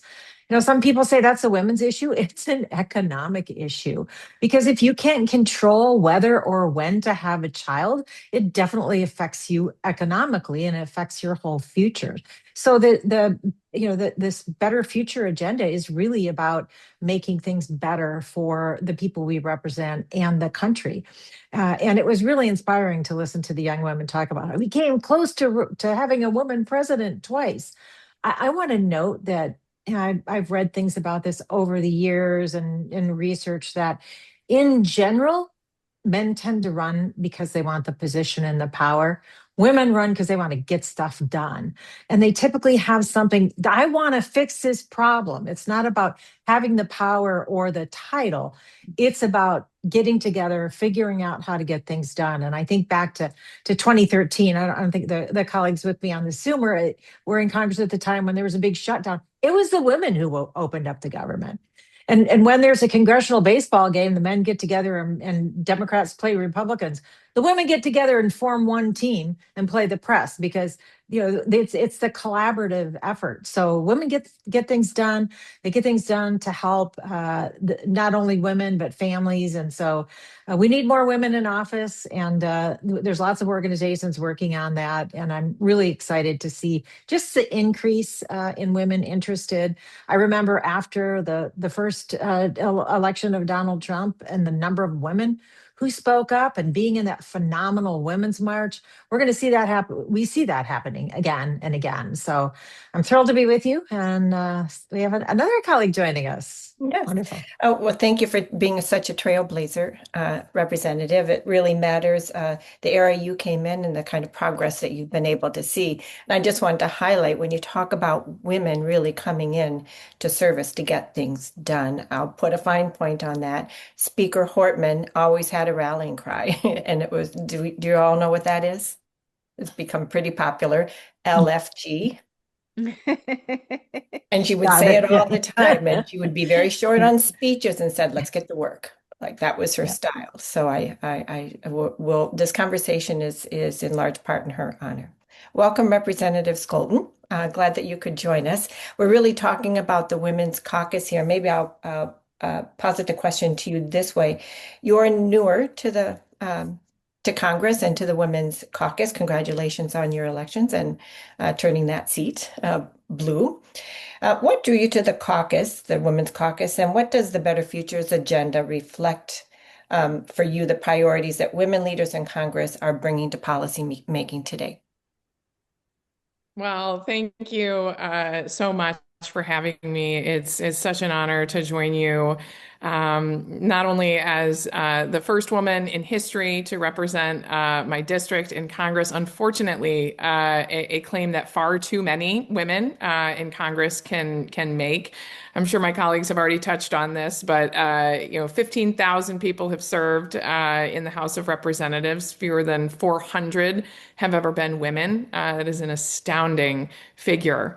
It's an honor to get to do this job as the first woman from my community to rise up and do this, but also to serve as the vice chair of the Democratic Women's Caucus in Congress this term. I am in my second term and am the first Democrat in a century to hold this critical battleground seat. This is Gerald Ford's old seat in Congress, and it is just a real Michigan is the battleground of battlegrounds. Sometimes it seems, and our neighbors in Ohio know a thing about that as well, right, Chantel? So to me, thinking about better futures, and again, apologies for joining you a little bit later, but as a working mom in Congress, balancing all of the demands of caring for young children and trying to do this job, I understand what it is at stake for so many women. And I think for far too long, and you see it reflected in our laws, we do not have enough women and mothers at the table making decisions about the futures of our children and about women and mothers themselves. So, representation is not just it's not just about checking a box. It's not just a rallying cry on social media. It's about creating an agenda for the future that can more accurately reflect the needs of women and mothers across the country. Yeah, well, thank you very much all for those opening strong statements about why you're in service and what your hopes for the future are. I'd like to turn now to Representative Brown. You're known as a strong advocate for your community in Ohio. I follow you on social media, so I can say that with some sincerity. One thing we've discussed a lot throughout the summit is that representation shapes outcomes, as we've said. Can you share examples of how increased women's leadership in Congress has influenced policy priorities and legislation? Yes, absolutely. It would be my pleasure. I think Hillary and Susan both kind of touched on it. And the fact is, this is a fact. The women leaders in Congress outperform our male counterparts. Let me say that again. We outperform our male counterparts, and I believe it is because of our desire to be inclusive and to deliver results. I have data to back that up. On a monetary level, women in Congress bring back 9% more in federal funding to their district. That's an average of approximately $49 million per district. Women are 33% more effective than our male peers when it comes to effectiveness of our party being even in the minority. Why? Because Suzanne touched on it. When votes are not in our favor, women members are more likely to concede the fact and turn to alternative methods and to push their legislation, which typically ends up being efforts to reach across the aisle. That's what it is. We are the primary drivers of fair wage efforts, health-related bills, child care, again, adult care, domestic violence prevention, disability rights, and education. And let me just also close by saying this. Without women in Congress, we would not have the Family and Medical Leave Act, the Violence Against Women's Act, the Deborah Sampson Act, which focuses on women's veterans' health care, but also the Affordable Care Act. Think about how Speaker Pelosi, what she did to get that bill passed. So we are doing the darn thing. We are LFGing all the time. A new slogan for Congress. I love it. That's awesome. Thank you so much. Representative McClellan, we've talked a lot about system barriers to women who face a lot of those challenges in politics, from political violence to access to resources to winner-take-all elections, and the list could go on. But I'll kind of let you frame that. From your perspective in Congress, what changes are most needed to ensure women can run for office, serve effectively, and lead?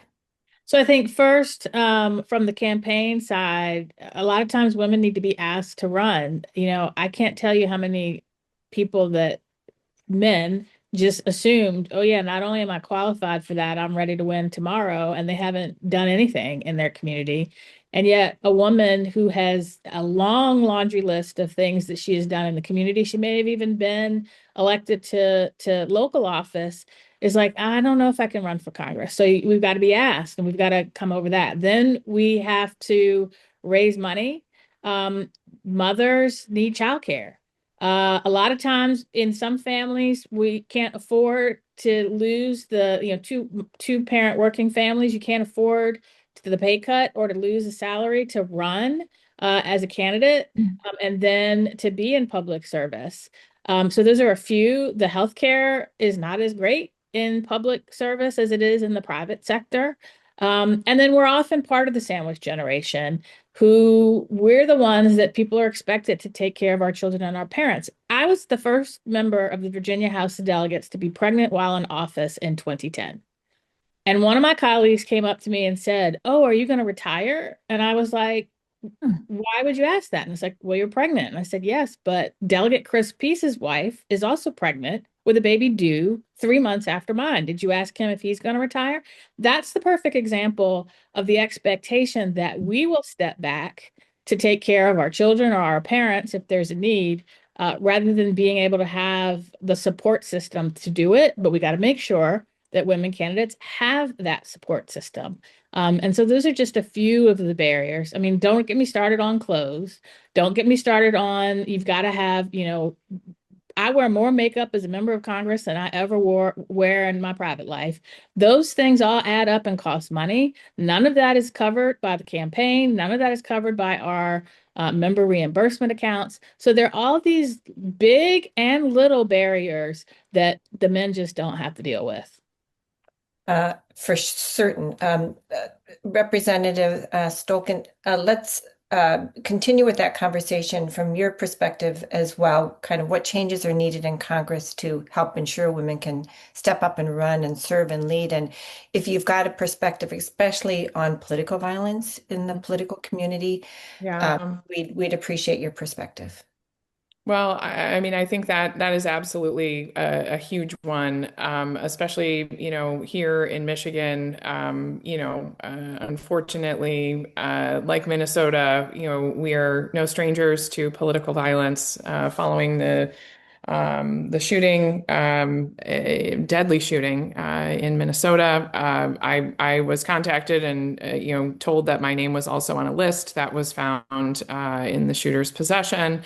We have increased exponentially the security that we have around us, but in so many ways, it still feels like not enough. A good colleague of ours had her personal address, her parents' address disclosed. She's the first Iranian American member of Congress to serve, and in the wake of the war, had personal details about herself revealed.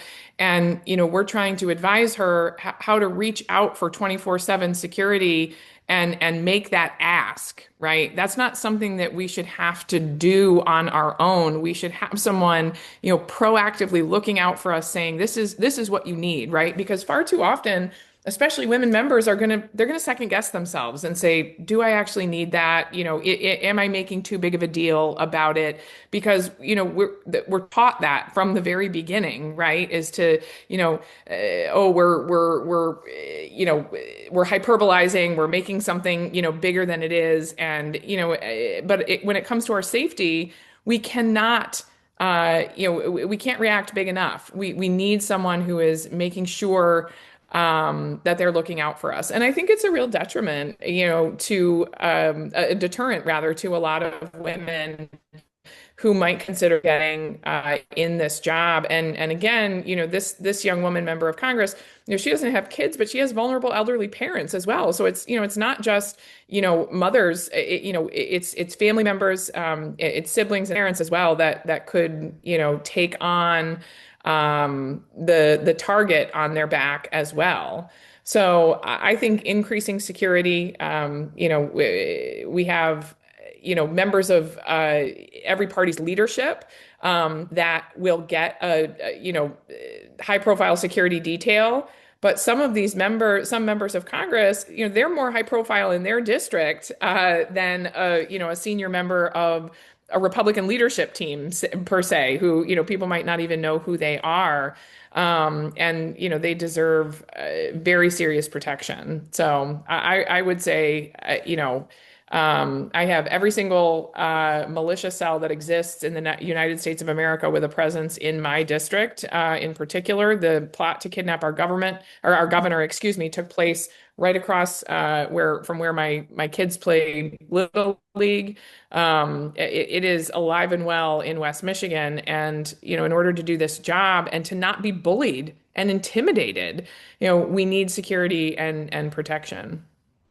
Well, thank you for your on-the-ground experience and perspective and your leadership on taking on these new issues. Political violence is certainly a new world for all of us, and it's part of our future moving forward. So again, thank you for that. Representative Bonamici, a question for you. You have in Portland, Oregon, proportional ranked choice voting. You've been a champion of these kinds of reforms in your state. Thank you very much. In states like Oregon and here in Minnesota, we've seen how these reforms have really helped accelerate women in leadership and people of color and communities of color in leadership. Why do you see these reforms as important to expanding women's representation? And what progress are we seeing on these ideas in Congress? Well, you're absolutely right that it does make a difference when we can get more people to run, and knowing that they have a chance and knowing that the vote will be fair is something that is really, really critical. We have it in Portland. We don't have it statewide, ranked choice voting. But one of the things I want to mention too is just having that support for candidates. Like when I ran for office first for the Oregon legislature, I didn't even know, who do you call? What do you do? How do you start? So having organizations like Emerge and all of the different, Run for Office and Running Start and all of these programs really, really make a difference. But in terms of voting rights and what's happening in Congress, we're pretty much on defense right now with this horrific SAVE Act. And I've had a couple town hall meetings here in Oregon this week, and I tell you, people are really worried about it. And here in Oregon, we have a very safe, talk about safety, we have a very safe vote by mail system that we have had for decades. And people don't have to worry about taking time off or standing in line or intimidation at a polling place because we vote by mail. So in Congress, I know our senators and many of us are trying to not only defeat the SAVE Act, but have more options like all vote by mail to keep people safe, but also to increase turnout. Because you don't have to take time off work. You don't have to arrange for childcare or elder care to go stand in line. You don't have to face someone who may be intimidating at the polls. So it's things like that that are really, really critical. And I just want to mention too, how important it is for people especially women, young women, to be encouraged to run for office. I remember talking with a good friend when I was in the legislature, planning to run for Congress, but not certain. I was in leadership in the majority. I knew I'd be not, number 435 in the minority. And my friend said, well, if you don't try, will you regret it? And I said, probably. And then she said, okay, there's your answer. You need to do that. So we need to have more encouragement for people to run, to stay involved. You don't have to be, and you probably won't be 100% sure. Especially right now with the reputation of Congress as being so dysfunctional. And one more thing quickly I want to mention too that makes a difference for people who are struggling is proxy voting. We had proxy voting during the pandemic. And there is no reason why we couldn't have some sort of system where everyone got, I used proxy voting when my mom was in hospice, for example. But if we had not just general proxy voting, but the opportunity, if you had maybe 10 times a year or something. I just left my daughter's brand new baby in the NICU to go back to Washington, D.C. to vote for the War Powers Resolution. If I had a proxy vote, I could have been by her side. Baby's doing fine, but That's a tough thing to go through. And if we had something like proxy voting for women, for those who really need to be with their family for a particular occasion, we sacrifice a lot in this job. We miss really important family things, funerals, weddings. If we had proxy voting, I think it would encourage more people to run, knowing that they wouldn't have. There's always sacrifices, but maybe they wouldn't have quite so many sacrifices. And just real quickly, I want to close because I have to run and leave this in the hands of my capable colleagues. But I just had a town hall meeting in a high school, and I asked at the very end if there's a student who would like to ask a question. And there's a young woman who spoke up about being the child of undocumented immigrants and how supportive the community has been. She was just accepted with a full ride to Yale University, and she encouraged on her way out everybody in the room to fight for democracy. And I tell you, when you see young women like that who are strong and brave and speak up and want to change the world, it gives us all hope. So I need to run, but thank you so much, everybody, for the great discussion, and thanks for all you do. Thank you for being in the fight. All right. Well, we're coming down to the hour here. Just a couple of quick questions so we get a little bit more perspective from all of you. As we close out, we've spent the 3 days talking about how we're shaping reforms for women's political power. And looking ahead, what gives you hope about the future of women's leadership in Congress and the possibility of advancing the reforms that we've been talking about to build a more representative democracy? Can we start with you, Representative McCollum? I think what gives me hope is how far we have come and that we haven't given up yet. And the young people, like the ones that we saw just before this panel. I am struck every single day that I am fighting the same fights that my mother, my grandmothers, and my great-grandmothers fought, but I fight them from a position of more strength and power than they ever dreamed of. And so do each and every one of you. And when I get frustrated with the barriers we still face, I look at how far we've come. And I remember if they gave up, we wouldn't have gotten this far. And I tell young people today, if you give up, we will be lost. And to quote a man, but he was an amazing man, John Lewis said that democracy is not a state. It is an act that requires every generation to do its part to build the beloved community.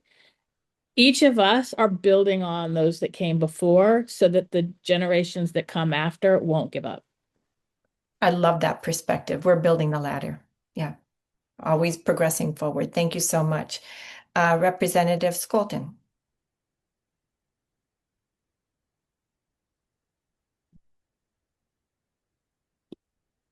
What gives you hope? Oh, there we go. Sorry, I was double unmuting. Sorry about that. What gives me hope is watching people have the courage to change their minds about long-held political beliefs. In a battleground territory, it can be really hard. One of the questions I get asked most is, how do you talk to people that you disagree with so strongly? And I always say the same thing. People don't want to be talked at; they want to be listened to.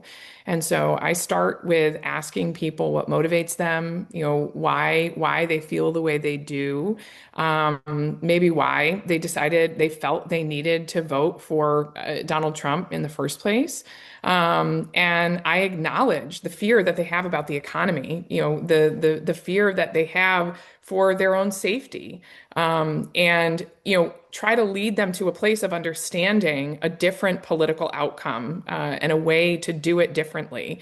And it takes a lot of courage to be able to examine long-held beliefs and to be able to change your mind. And it's been a true honor to get people to change their minds and to vote for a different political party than they had ever voted for before. So we're going to keep it going in 2026 here in Michigan. So thank you.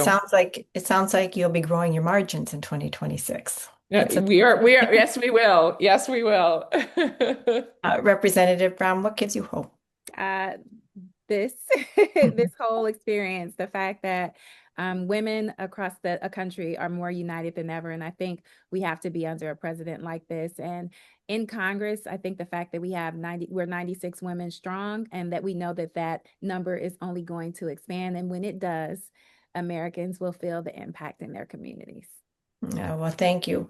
We're going to close with a lightning round just to give us hope in terms of kind of reforms, and the structural changes we want to see. Represent Women are all about making sure that we're moving good, meaningful reforms forward. So in one sentence or half a sentence, what is the single policy, institutional, cultural change you would like to see to accelerate women's political power in the United States? Representative McClellan. Oh, sure, Brown, you go first. Culturally, I think we need to understand that women are more collaborative, and the stats show it. Because of our mindset, we bring more funding, more resources, and opportunities to our district. The proof is in the proverbial congressional pudding, if you will. So if we understood that sentiment, I think people would be running to the ballot box to elect more women to leadership. Thank you so much. And Representative McClellan. It's really hard to pick one policy or change, but I would say publishing the Equal Rights Amendment as the 28th Amendment in the Constitution. 38 states have now ratified it. Not us. And that's right. And but that's only the first step, because the ERA will give us the constitutional tool we need to begin to break down structural, legal, and systematic barriers on the basis of sex. And from everything from reproductive health to equal pay for equal work. It took the Civil Rights Act to implement the 14th Amendment. So the ERA, while it's, in my opinion, the law of the land, we still need to build on it. But first, we need people to recognize and acknowledge that the states have done their part. It should be part of the Constitution. So let's publish it. Yeah. LFG, as we say.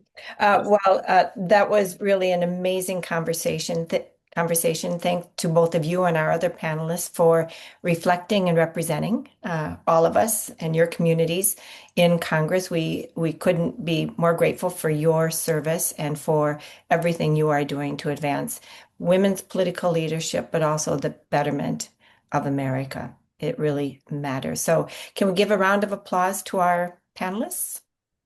Thank you. Thank you.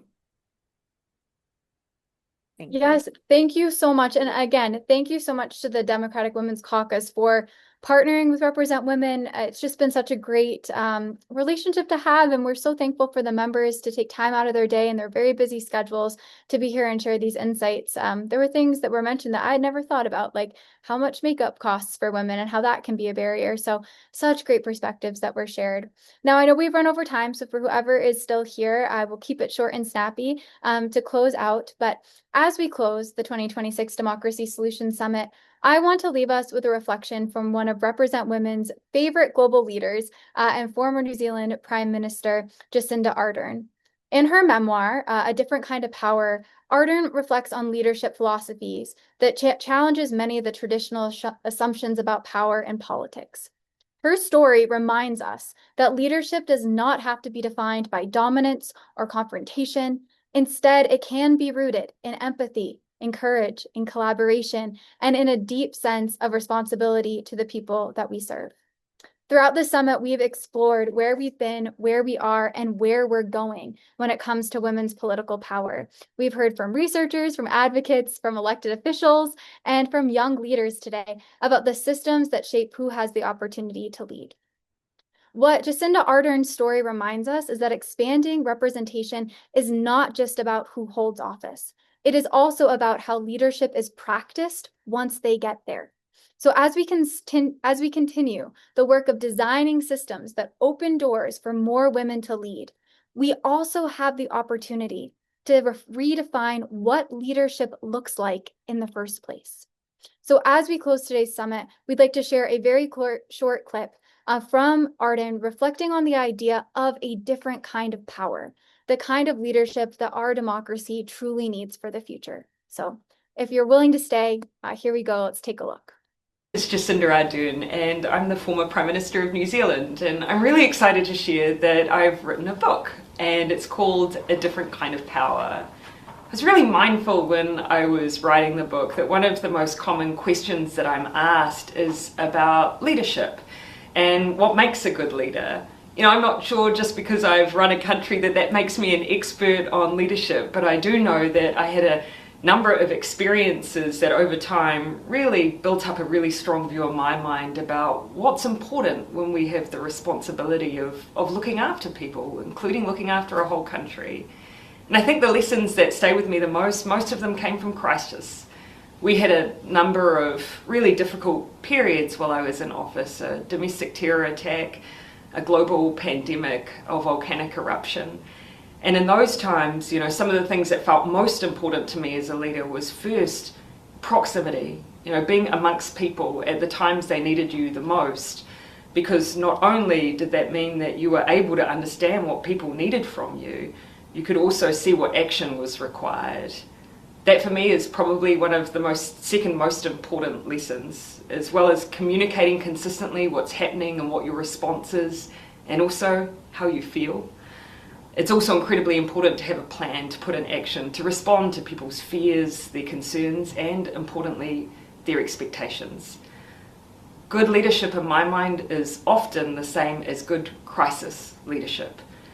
Being there exactly when people need you the most and being there in a really human way. I try to share some of these experiences, not as a guidebook, but just a set of stories and the things that I've learned over my time in office in my new book, A Different Kind of Power. It's out now, and I really hope you enjoy reading it. Well, on that note, I just want to thank everyone one last time. Thank you for giving me the privilege to be the MC for these 3 days of the summit. Thank you to all of you for joining, whether it was today, whether it was for all 3 days. We are so grateful for the time, commitment, and passion you have put in to our summit and for being alongside us as we work to increase women's political power and representation. I leave this summit hopeful, knowing that there are hundreds of women who are all working toward the same goal of ensuring that women have a seat at the table, that our voices are heard, and that our future looks brighter and has more women in every level of office. So thank you for supporting Represent Women, and we will look forward to seeing you hopefully at next year's summit and at future webinars, which will dive into the topics we've discussed over these 3 days in greater depth and detail. So thank you again. Let us all keep marching on. Thank you so much, Alana. And thank you to everybody who joined us. We are so glad that you were with us these last few days, and we hope that you'll let us know what you thought of each session and each day by filling in our survey, which has been posted in the chat, and we'll send it to you in a follow-up email as well. So thank you, thank you, thank you. And please do stay in touch with us. Many thanks.